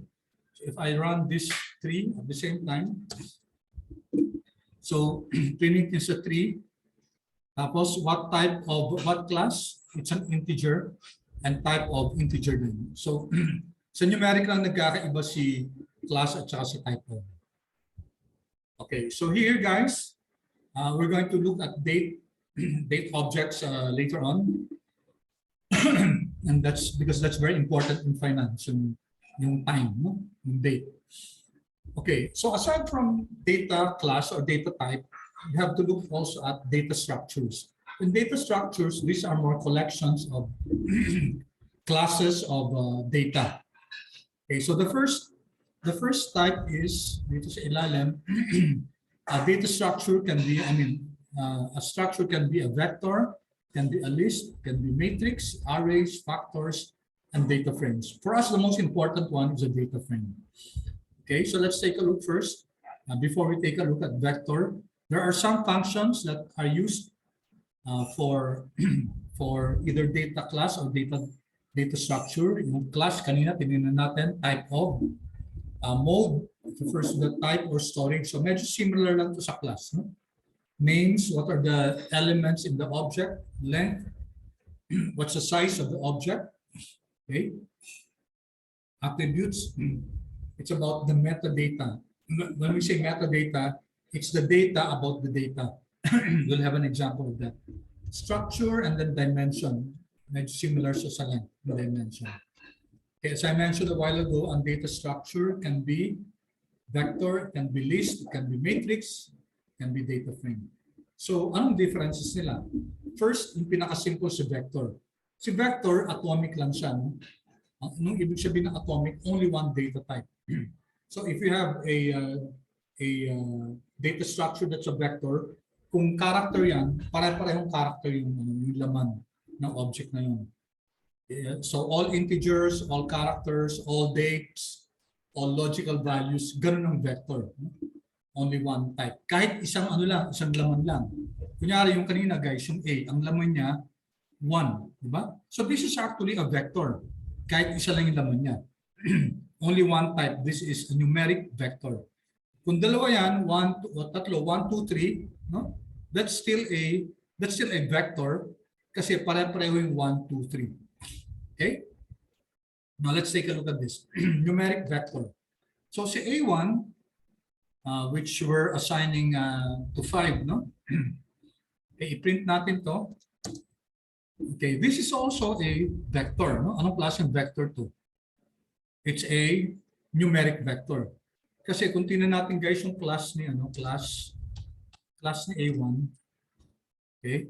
We know that the class of A1, let's run this line. So it's 5 and it's a numeric. Now even if the element what the content of A1 is only one item, it's still a vector. Kahit isa lang yan. Okay? So ang class niya numeric, so we call this a numeric vector. Another example, guys. Let's create an object called nums.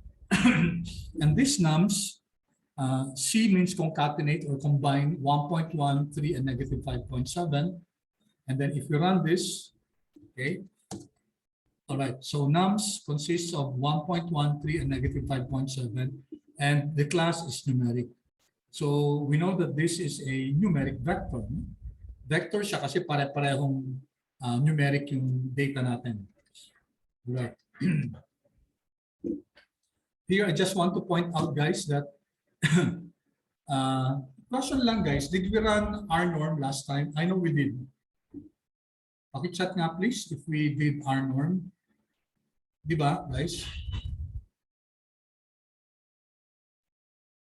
Yes, okay. So, once again, guys, yung kaibigan natin si help function ni R.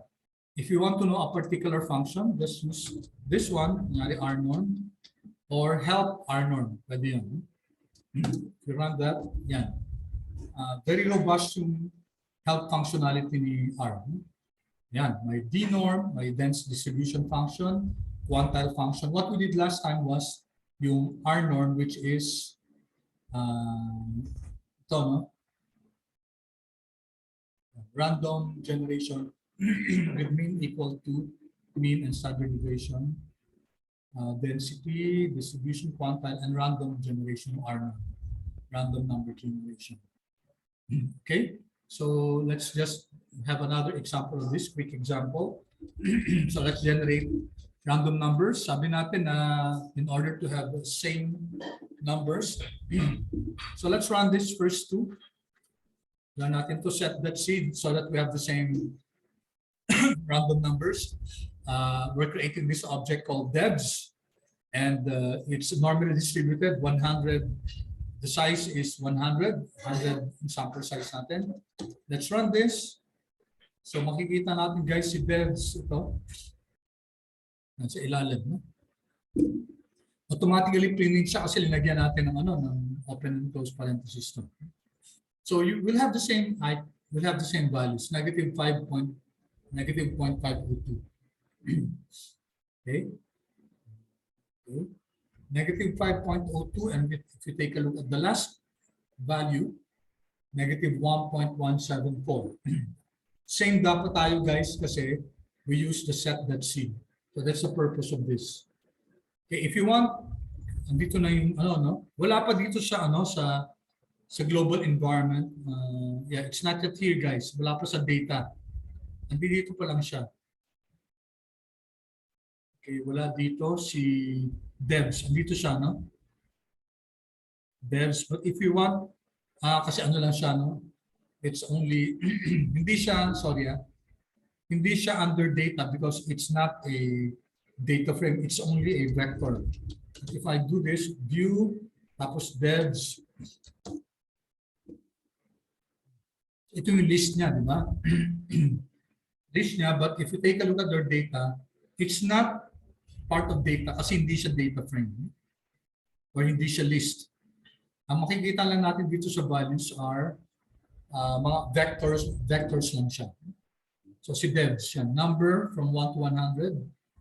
Okay.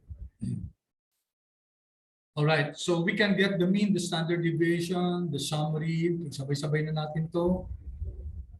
Okay, let me close this. Okay, I'll run this. Okay, hanggang ano muna, yung structure, yung output na yan. All right, mean, we should have the same mean, guys. Kasi same yung data set natin, same yung vector natin. So this is almost equal to 0. This is almost equal to 1. This is the standard deviation. Diba sabi natin pag Rnorm lang, ang assumption ng the mean is 0 and the standard deviation is equal to 1. Okay, then we have this. This is your summary. Yung 5-number summary, yung minimum, quartile 1, quartile 2, average, quartile 3, and then yung maximum. And then this is your structure. So it's just a vector 1 to 100, the elements. Okay, then we can also, guys, plot the vector, histogram, or plot. Sabihin na natin to.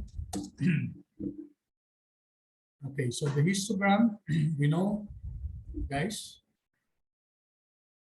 yung mga frequency distribution na, histogram, and yung scatter plot ng devs. Yan.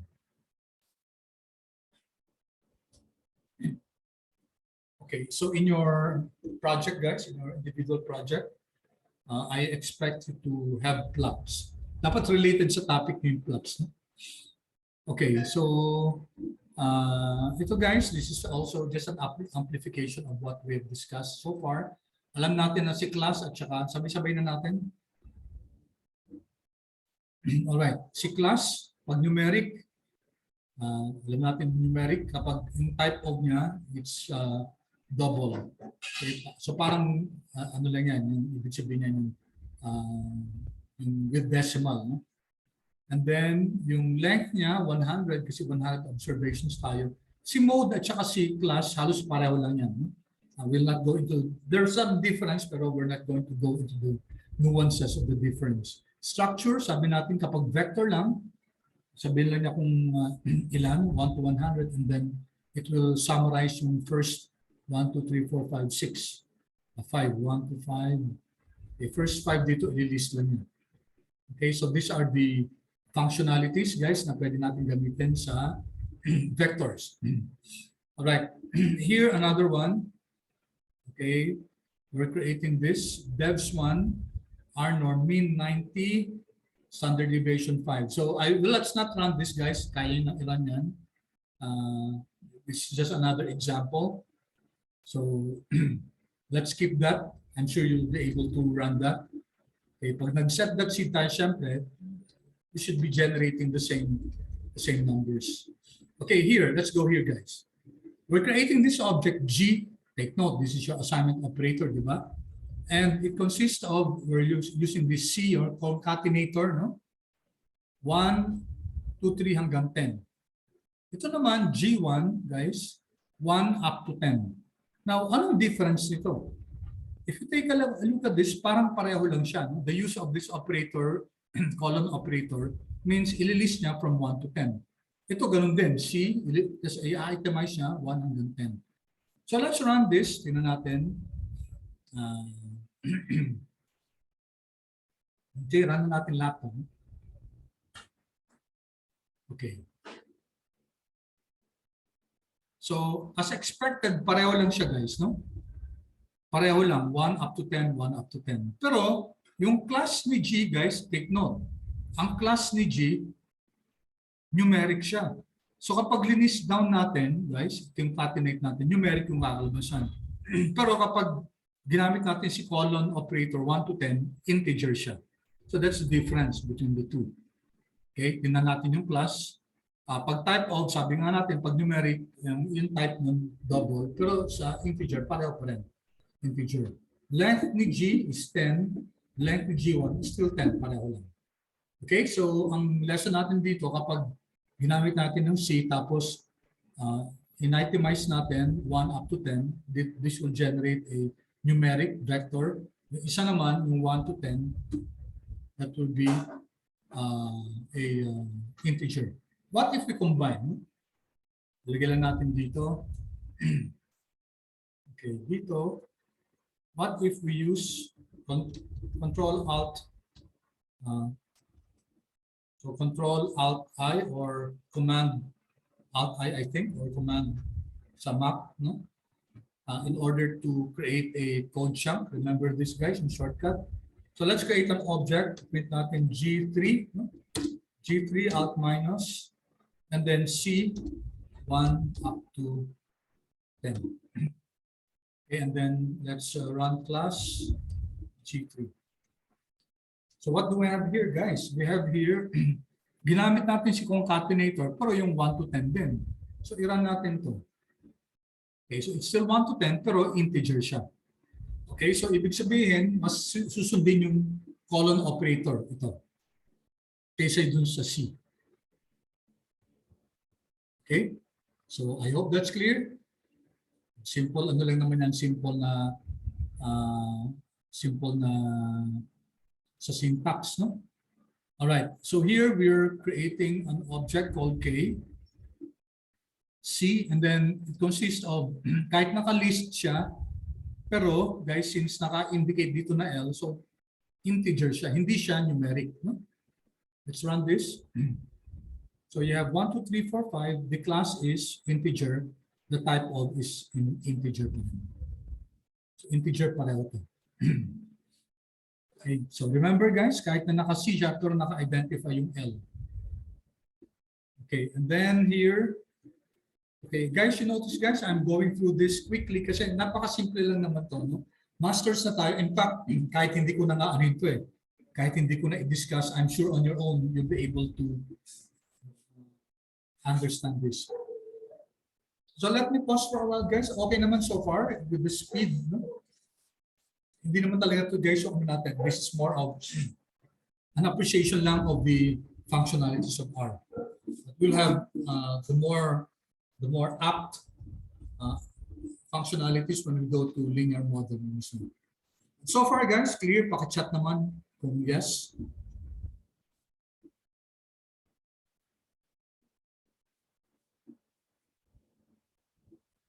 Pwede paki-chat please kung yes so far, kung clear tayo. Okay, good. Thank you. Thank you so much. All right. So ito naman, guys, again, this is another example. Ito, we're creating an object. Alam natin na ano to. Without running this, alam natin na numeric to, no? Numeric double. Use of C, then i-identify. Okay, so let's run this. Expected natin yung answer nito is numeric tapos double. Yan, as expected. Class is numeric, type of is double. All right, then ito, guys, we're creating an object called N, and then it's coming from M. No? We're basing it on M. This is M. Okay, kaso nakalagay dito as that integer. So, which means, guys, na we'd like to create an object called N. Dapat integer siya, and it's based on the object M. So let's see how this runs. Control Enter. Okay. 1, 2, 3, 4, 5, then integer nga. No? So in other words, guys, kahit si M, kahit na ano siya, kahit na numeric siya, we were able to convert it into an integer. Kaya yung N natin, naging integer na siya.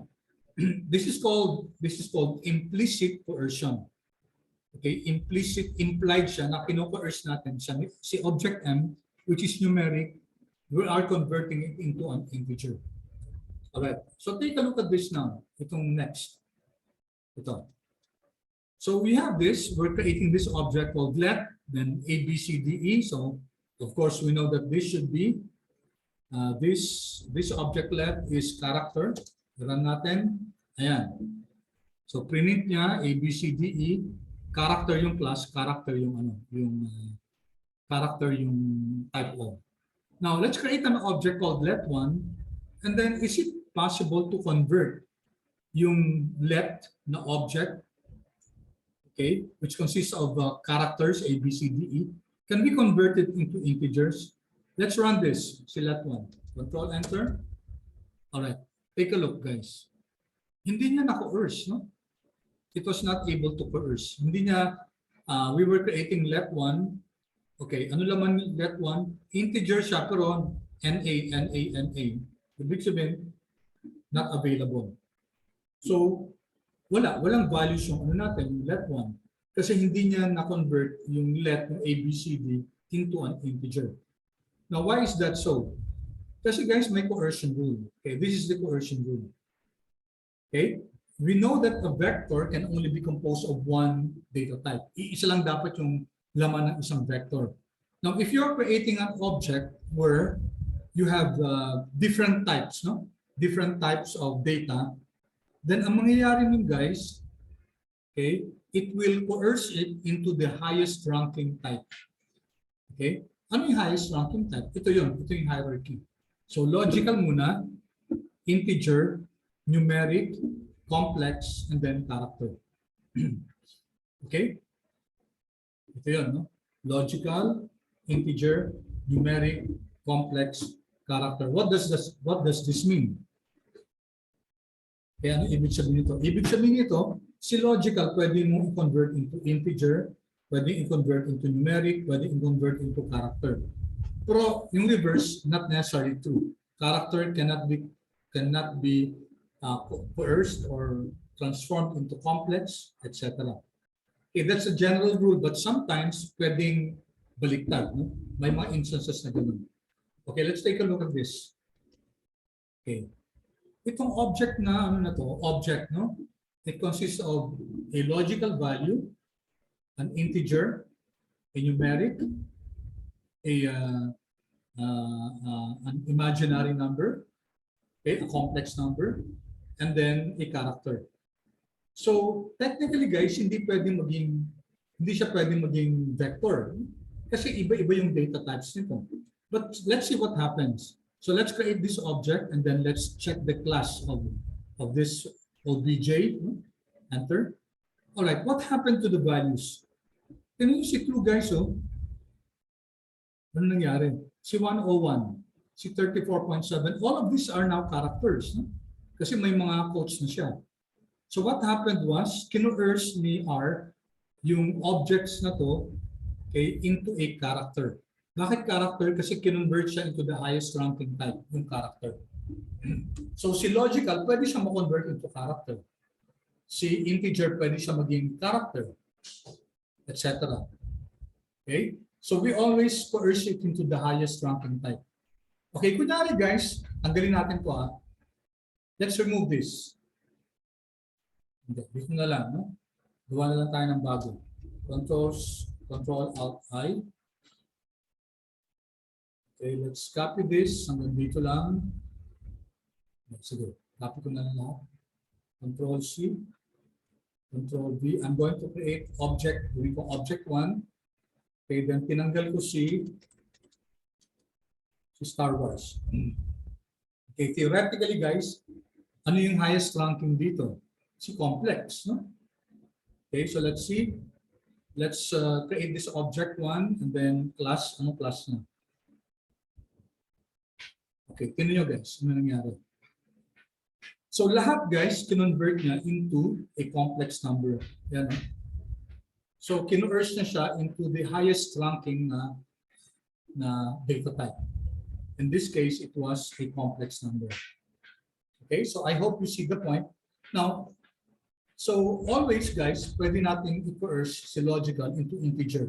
Si integer into numeric. Pero yung reverse might not be true. Sometimes it may be true. Sometimes so pwede, but generally hindi siya pwede. There are instances na pwedeng i-coerce si higher ranking to become a lower ranking. Okay, tingnan natin ito guys. Example. Let's create this object 0 to 6. We know that this is a, without us running, alam natin na integer to. No? Kasi 0 0, then operator natin yung column to 6. Okay, so let's run this. There. So this is your vector W. Okay? Makikita natin guys dito yan sa object natin, makikita natin dito sa values, no? Kasi dalawang klase dito yung objects. Meron tayong data, which are data frames or lists. Dito naman, meron tayo dito ng values lang. Values or vectors dito sa ilalim. Okay, so W is a vector. It's an integer. Integer siya. Integer vector. Now let's create an object called W1. Tapos itong W1, this is numeric. Alam natin na numeric to, si W1. Okay, so let's run this, W1. As guess guys, 0, 1 to 6. And then numeric. All right, let's see guys. W2, okay, then we're converting as numeric W. Okay, ano si W guys? W is integer. Okay, so si integer ba pwedeng ma-coerce into a numeric? The answer there guys is this one. Ito. Okay, yung hierarchy. Si integer pwede ba ma-coerce into numeric? Yes. Kasi between integer and numeric, si numeric yung higher ranking. Okay, so we can convert a integer into a numeric. Let's see. So dito sabi natin, di ba? We're creating this object W2 as that numeric. W is integer, integer. So gusto natin i-convert into numeric. Let's see if this is okay. Control Enter. Ayan guys, si W2. So W2 is now numeric. And it contains 0, 1, 2, 3, 4, 5, 6. Convert niya si W into a numeric. So pwede yun. Kasi from a lower level to a higher level. Okay, how about this? So we're creating W3. Okay, so as that logical W. So remember, W is integer.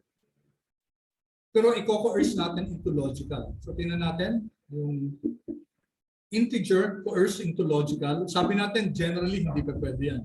But in some instances pa pwede siya. Like this. Take a look at W3. So we are coercing W, which is integer, into logical. Ang object natin W3. Let's run this. Let's see what happened. Tingnan nyo guys. Alright. So ano daw yung laman ni W3? Yan. False, true, true, true, true, true, true. And then it's a logical object. So we were able to convert. Na-convert natin, na-coerce natin yung integer natin into a logical. Ano ba laman ng integer natin? Integer object, itong W, 0, 1, 2, 3, 4, 5, 6. So in this case, pwede. Okay, so exception to the rule, no? From the lower to the higher ranking na data class, data type. So dito po pwede. Sabi ko may mga exceptions, no? So we were able to convert yung integer into logical. So ano ginawa niya? Yung 0 ginawa niyang false, yung 1, 2, 3, 4, 5, 6 ginawa niyang true. And type or class, it's a logical vector. All right. Then we have this. How about this? Ito, no? Ito, numeric to logical, pumede siya, no? Pumede siya. Ito naman, tanggalin natin to guys. No? Naranan naman natin itong W. Just remove this. So we're creating this object W5 as that character. Okay, ano yung si W? Integer. To character, pwede? Yes. Yes. Pwede. Kasi character is a higher level na data class. So we're converting integer na W into a character. So this is very possible. Let's run this. Ayan. No? So ginawa niya yung integer, ginawa lang niyang character. Nilagyan niya ng mga codes. Okay. And then lastly, another one, W6. No? As that complex, si W. Si W guys, integer. Pwede bang ma-coerce to? As complex? Yes. Kasi mas higher level si complex. Susunod na siya kay character. Okay, so let's run that. Definitely, this will run. Ayan. Diba? So pwede. Convert niya si integer into 0 plus 0i, 1 plus 0i. It's a complex object. All right. So that's good. No? This is just another another way to generate random numbers. So several ways, guys. Ang ginamit natin run, Rnorm. Pwede rin natin gawin si run if. Pwede rin natin gawin si sample. Okay? Ang mga difference sila, si Rnorm, normally distributed yung observations natin. Si run if, decimals yung i-generate nito, mga numeric. Si sample, integer yung i-generate na. Okay, so for example, para guys, you know the drill. If you want to know more about the function, okay, question mark sample, yun lang. Hindi ko na, I won't run this, guys, no? But do take time to try to understand a function if you don't know how it works. So dito, we're just creating this object called int using sample. Sabi natin this will generate integers. So sabi dito, ang choice natin, pipili ng number from 1 to 100. Ilan ang pipiliin? 100, and then replace is equal to 2. Ang ibig sabihin ng replace is equal to 2 with replacement, imagine a bowl containing ping pong balls, and may number yung mga ping pong balls na 1 up to 100. Ito yun. Tapos magdo-draw out ka ng 100 balls na yan. Okay, ano yung difference niya? Ano yung ibig sabihin ng replace is equal to 2? This means that when you draw out a number, kunyari nakuha mo 25, you can put that back so that you can still draw out 25. Yun ang replace is equal to true. No? On the other hand naman, replace is equal to false. Pag na-draw out mo na yung isang ping pong ball, kunyari 30 siya, hindi mo na siya pwedeng, hindi mo na ibabalik siya. Ibig sabihin, hindi mo na makukuha ulit yung 30 na yan once mo lang magagamit siya. Okay, so let's just quickly run this. Print siya. Yan. So take a look at this, guys. May mga repeats dito. Okay, so it will be easy to do this. Pagdating na lang natin, ha? Let's see. Sort int. Okay, yeah. Sinort ko yung int, guys. Okay, tinan nyo nga yan. 7, 7, 11, 11, 11, dami 11. Diba? My double 100. Okay, if this was on the other hand, replace is equal to false, hindi ang mangyayari niyan, since 100 din i-draw out natin, ang mangyayari niyan, guys, lagay natin dito. Isa pang ano, para ma-preserve natin itong isa. Control C, Control V, int 1 na lang, replace is equal to false. Okay. So dito, if we run this, okay. Ito guys, sure tayo na walang repeats to. No? Eksakto lang no? We're going to draw out 100 out of this bowl with 100 ping pong balls. Ganun na lang. No? So that is, if you sort this, sort int 1,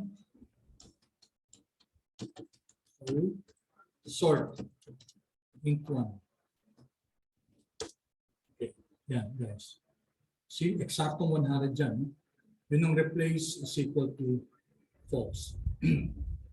Okay, so we can also generate, kanina, panay ano tayo, no? Panay numeric vectors, so integer vectors. We can also generate character vectors.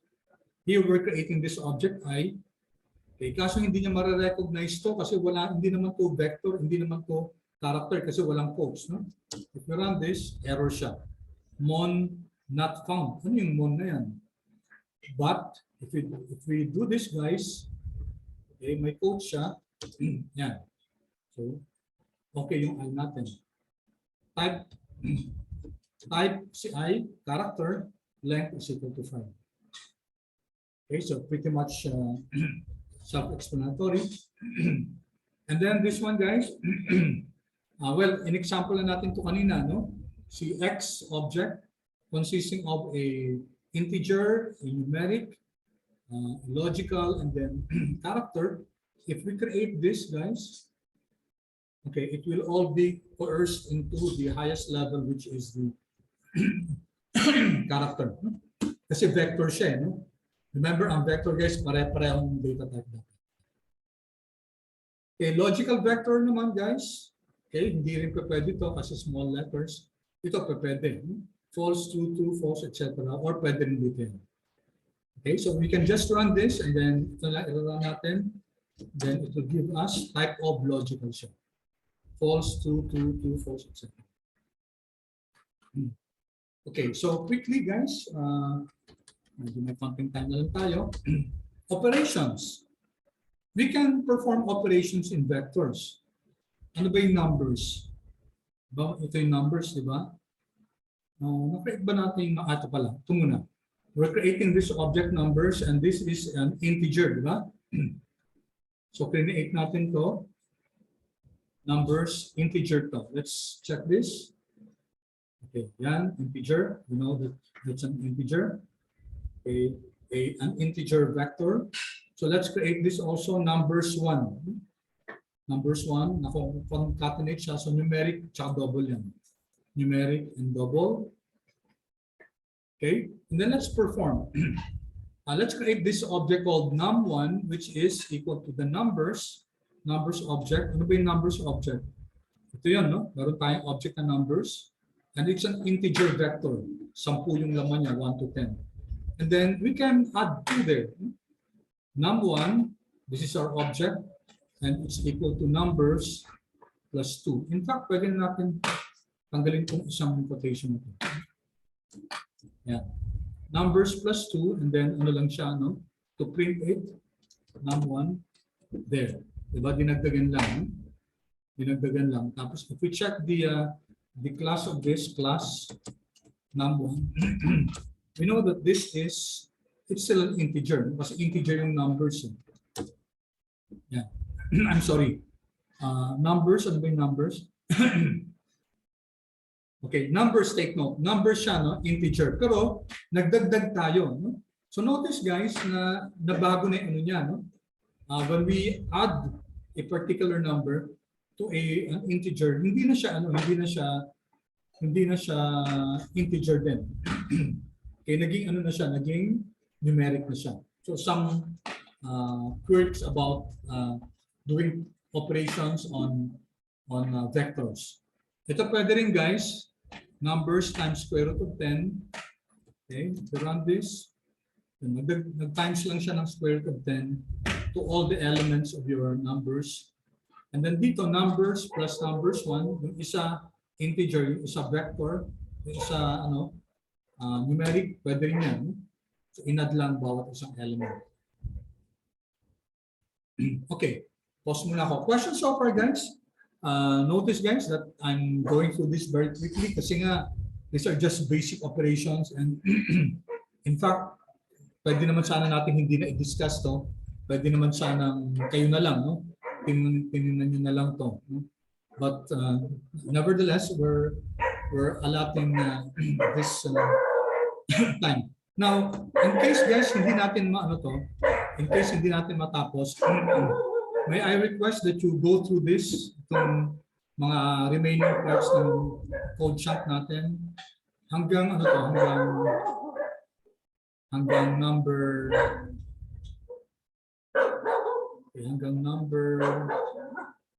row 500 yata. Okay, matrices, I'm sure may subject naman kayo dati ng matrices. So this one hanggang 606. Ito exercise na lang to. So I will not like this, but if you want, you can try to answer these questions. Parang practice. Okay, andito na tayo, no? Sa sequence. Okay, we can use the sequence also to generate numbers. Okay, here again, guys, question mark sequence. No? Sequence. I'll not read through this, but just please go over this. So sequence, yung syntax niyan from tapos 2. So here from 1 to 3, and then may increments na 0.2. So we can generate that. We can create this object. let's call it S1. Okay, so we're creating this object called S1, and it's a sequence of numbers from 1 to 3, incrementing by 0.2. Let's print that. So S1, again, S1. 1, increments of 1.2 hanggang 3. From 1 to 3, incrementing by 0.2. Okay, let's create another sequence, S2. Okay, so this is from 1 up to 5, and then length out. Ibig sabihin, dapat 4 yung elements na to. So we'll start with 1 up to 5, and then equally spaced yun. Magdadagdag pa siya ng 2 elements. That's very easy to do. So run lang natin itong S2. Yan, from 1 hanggang 5. Length that out means 4 dapat yung elements. So that's our S2. 4 elements if you take a look at our environment, yung values natin. Okay, then pwede nating i-modify yung vector, guys. Okay, how do we do that? We're creating this object Q, okay, which consists of -3, -2, okay, and then print natin to. Ito yung Q natin. Now, we're creating another object called Q1. Mag-create tayo ng Q1, which is just Q. So, similar lang si Q1 at saka si Q. Okay, di ba? Pareho lang dapat siya kasi Q1 is equal to Q. And then, here, we're saying Q1, yung second element ni Q1. Okay, ano ba yung second element ni Q1? It's -2. So, itong sinasabi niya, yung bracket na to, it means the second element. So, we're assigning it a 0. Anong ibig sabihin nun? Ibig sabihin nun, guys, papalitan natin si -2 ng 0. So, let's run this. There, -3, tapos 0 na siya. -1, diba? Pinalitan. So this is modifying a vector, okay, using the subset. Okay. Okay, we can delete a vector by simply assigning a null to it. So here, our code chunk, dinagyan ko ng pangalan R, the null, the name of the code chunk. And then Q, assign null to it, print natin. So si Q kanina yung -3, -2, -1, 0, 1, 2, 3. Wala na siya, di ba? Q, null na siya, empty na siya. Wala nang laman. Okay? So, in-overwrite na niya yung unang Q natin kanina. Okay? And another way to do that, guys, is RM, remove. If I want to remove Q1 here, yan, I can use the RM function, RM, Q1. There. So, ano nangyari kay Q1? Nawala. Okay? Nawala siya. If you want to remove everything, yung RM list,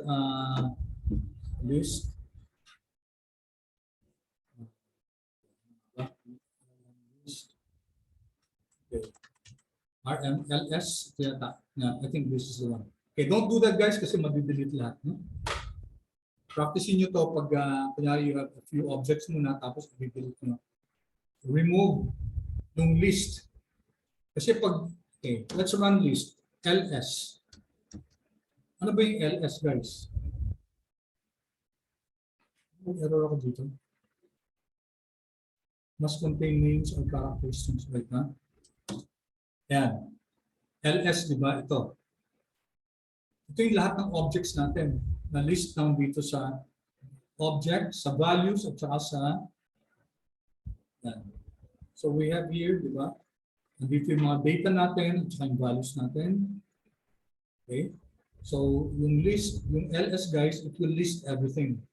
So remove the list, guys. It will remove everything. Kasi nag-error kanina dito. Okay, so test lang, guys, pero ito yung command para i-remove lahat. Or you can click this, itong boom na to. Itong boom na to. Okay, so let's, ito naman, guys, itong subset of vectors. Okay, let's create this object called days. Ang laman niya, Monday hanggang Friday. Run natin to. Okay, so ito, guys, di ba, yung days, hinahanap natin yung first element, ito yung fourth element, ito yung first 3, 1, 3, 4, itong 1 to 4, and then ito -5. So let's run this muna. Days, i-subset natin siya. Okay, there. So days 1, ibig sabihin yung first, yung Thursday. Days 4, Monday pala, and then Thursday, and then first, third, fourth, Mondays, Wednesday, Thursday, and then 1 to 4, Monday hanggang Thursday, and then ito, ibig sabihin nito, all except 5. All except 5, ibig sabihin Monday to Thursday. So ganun lang yan. We can create a new object, days 1, consisting of 1 to 4, 5, or the same than days 2, except -3. So pareho lang to. No? Days 1 at saka days 2. Same object lang. Monday, Tuesday, Thursday, Friday. Kasi in-accept natin yung 3 dito. Dito din -3. Ibig sabihin hindi kasama si -3. Alright. So dito guys. Alright. So the first data structure type is vector. Yung pangalawa naman, list. Yung list, guys, it can contain several types of data. So pwede siyang numeric, pwede siyang integer, pwede siyang vector, no? If you take a look at this, may vector ka na dito. Okay. Meron kang mga individual vectors. Vectors din kasi ito, no? So we have this character, we have this logical, but in order to make it a list, we use this, yung list function. Okay, so we create this. Gawin natin my list on my list. Okay, if we run this, my list, okay, saan natin siya makikita? So yung my list, makikita natin siya dito sa data. Unlike guys, yung mga vectors, dito natin siya makikita sa values. Dito sa environment natin. Okay? So dito makikita natin guys yung mga listing ng list natin. Okay, this is the first two. The first element in your list. This is the first two. In that first element, isa lang yung makikita natin. Ito, the fourth element in your list. And then the first one is Monday. Okay. Alright, ito may list ito.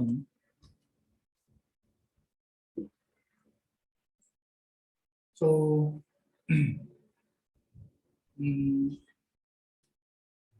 ito guys, you have a list.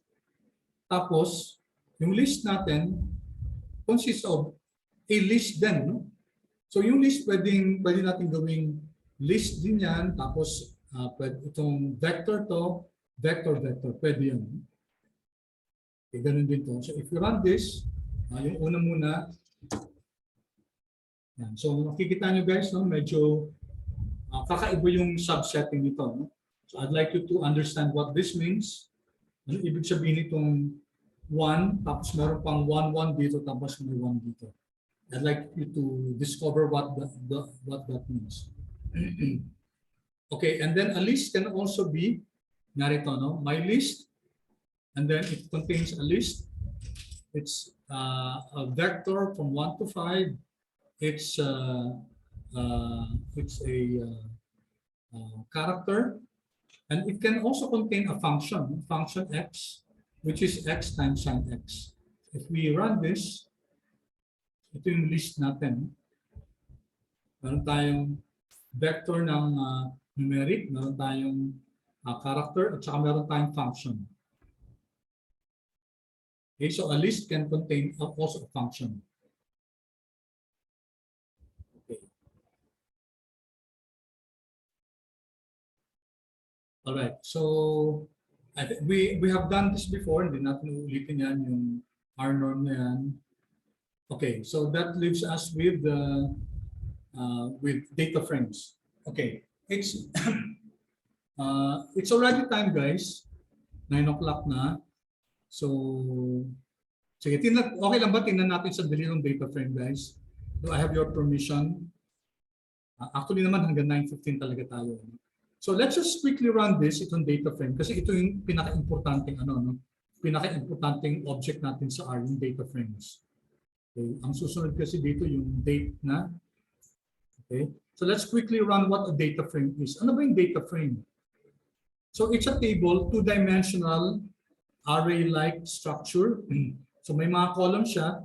Yung columns, guys, it's defined by a name. Tapos each row is a one set of values from each column. How do we create a data frame? Dapat the column name should be non-empty. Ibig sabihin, dapat may name yung column. The row should be unique. So hindi pa pwedeng marirepeat yung mga rows, no? Tapos the data can be numeric, factor, character type. So just like a list, ang data frame pwedeng numeric ang laman niya. Kunyari, age, yung variable na age. So numeric yun. Gender. So factor yun kasi male or female. Then pwedeng character. Kunyari, pwedeng address. So yung address, guys, kung kasama yan dun sa data frame mo, character yun. Okay. So each column should contain the same number of data items. Ano yung ibig sabihin nun? So kunyari si column A, which is the age, kunyari, kung ang laman niya 50, ibig sabihin 50 yung observations, dapat si gender din, 50 din dapat. Si address din, dapat 50 din. So dapat rectangular siya, dapat pare-pareho. Okay.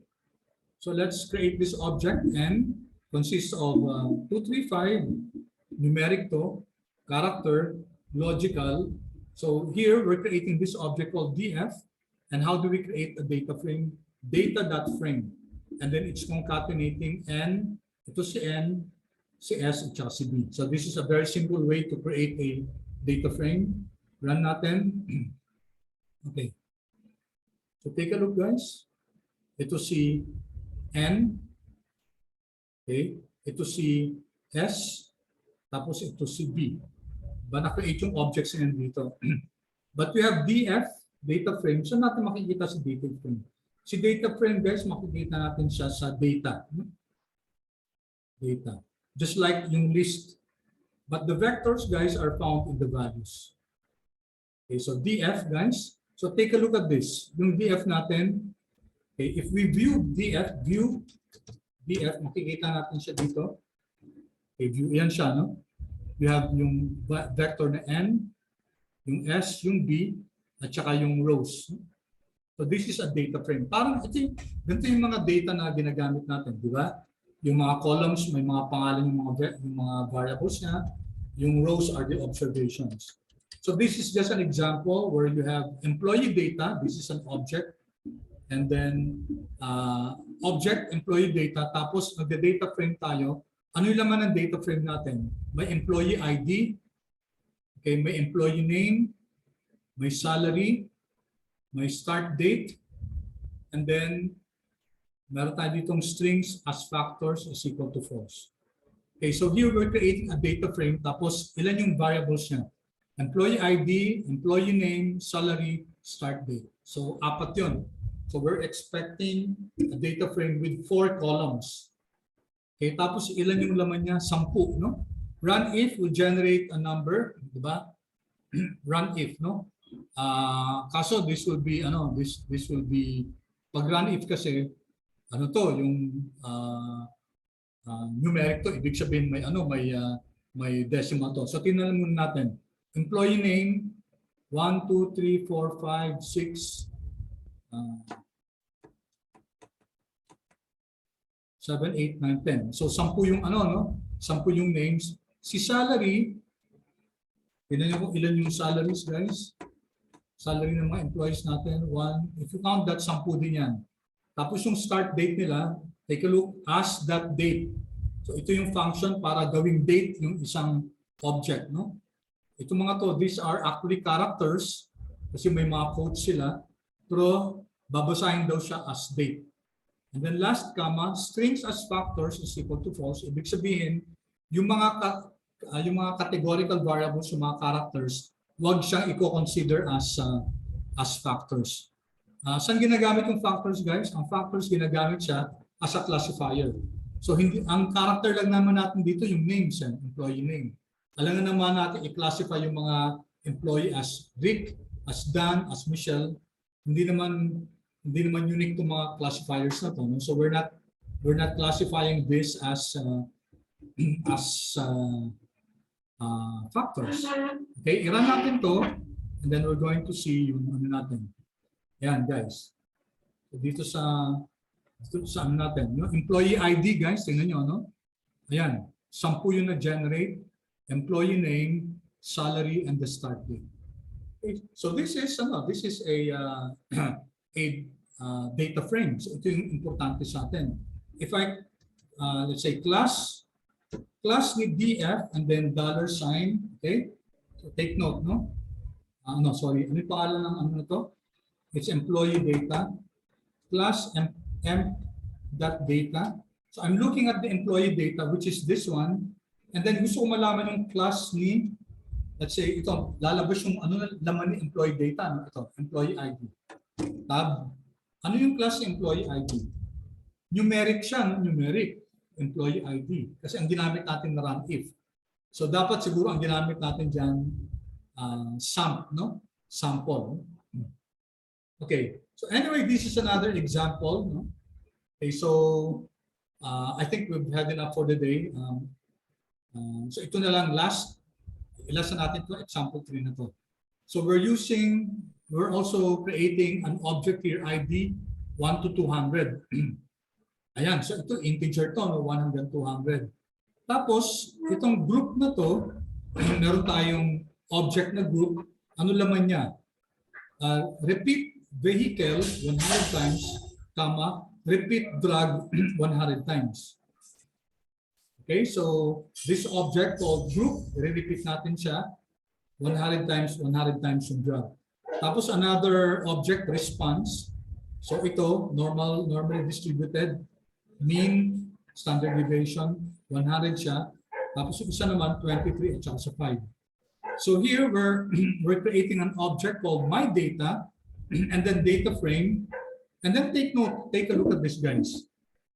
We will call the variable, the object ID, bibigyan natin siya ng pangalan na patient. Ito yung pangalan ng variable natin.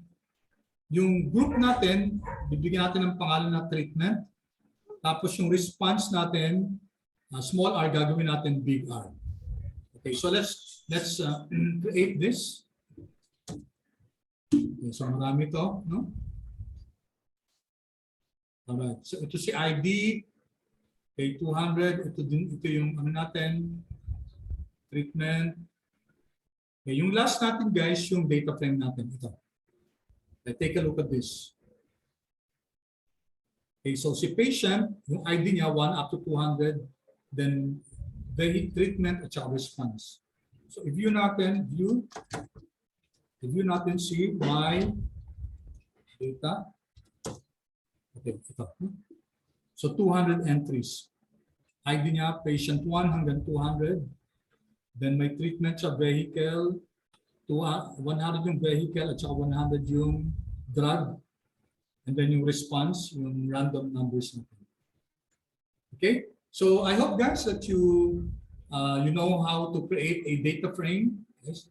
Ito yung ginagamit natin sa regression guys. Okay, so I would that to go through this guys, yung remaining, no? Paki-araw na lang. Hindi na natin i-discuss to next time guys, no? Siguro mag-create na lang ako isang video just discussing the last part of this.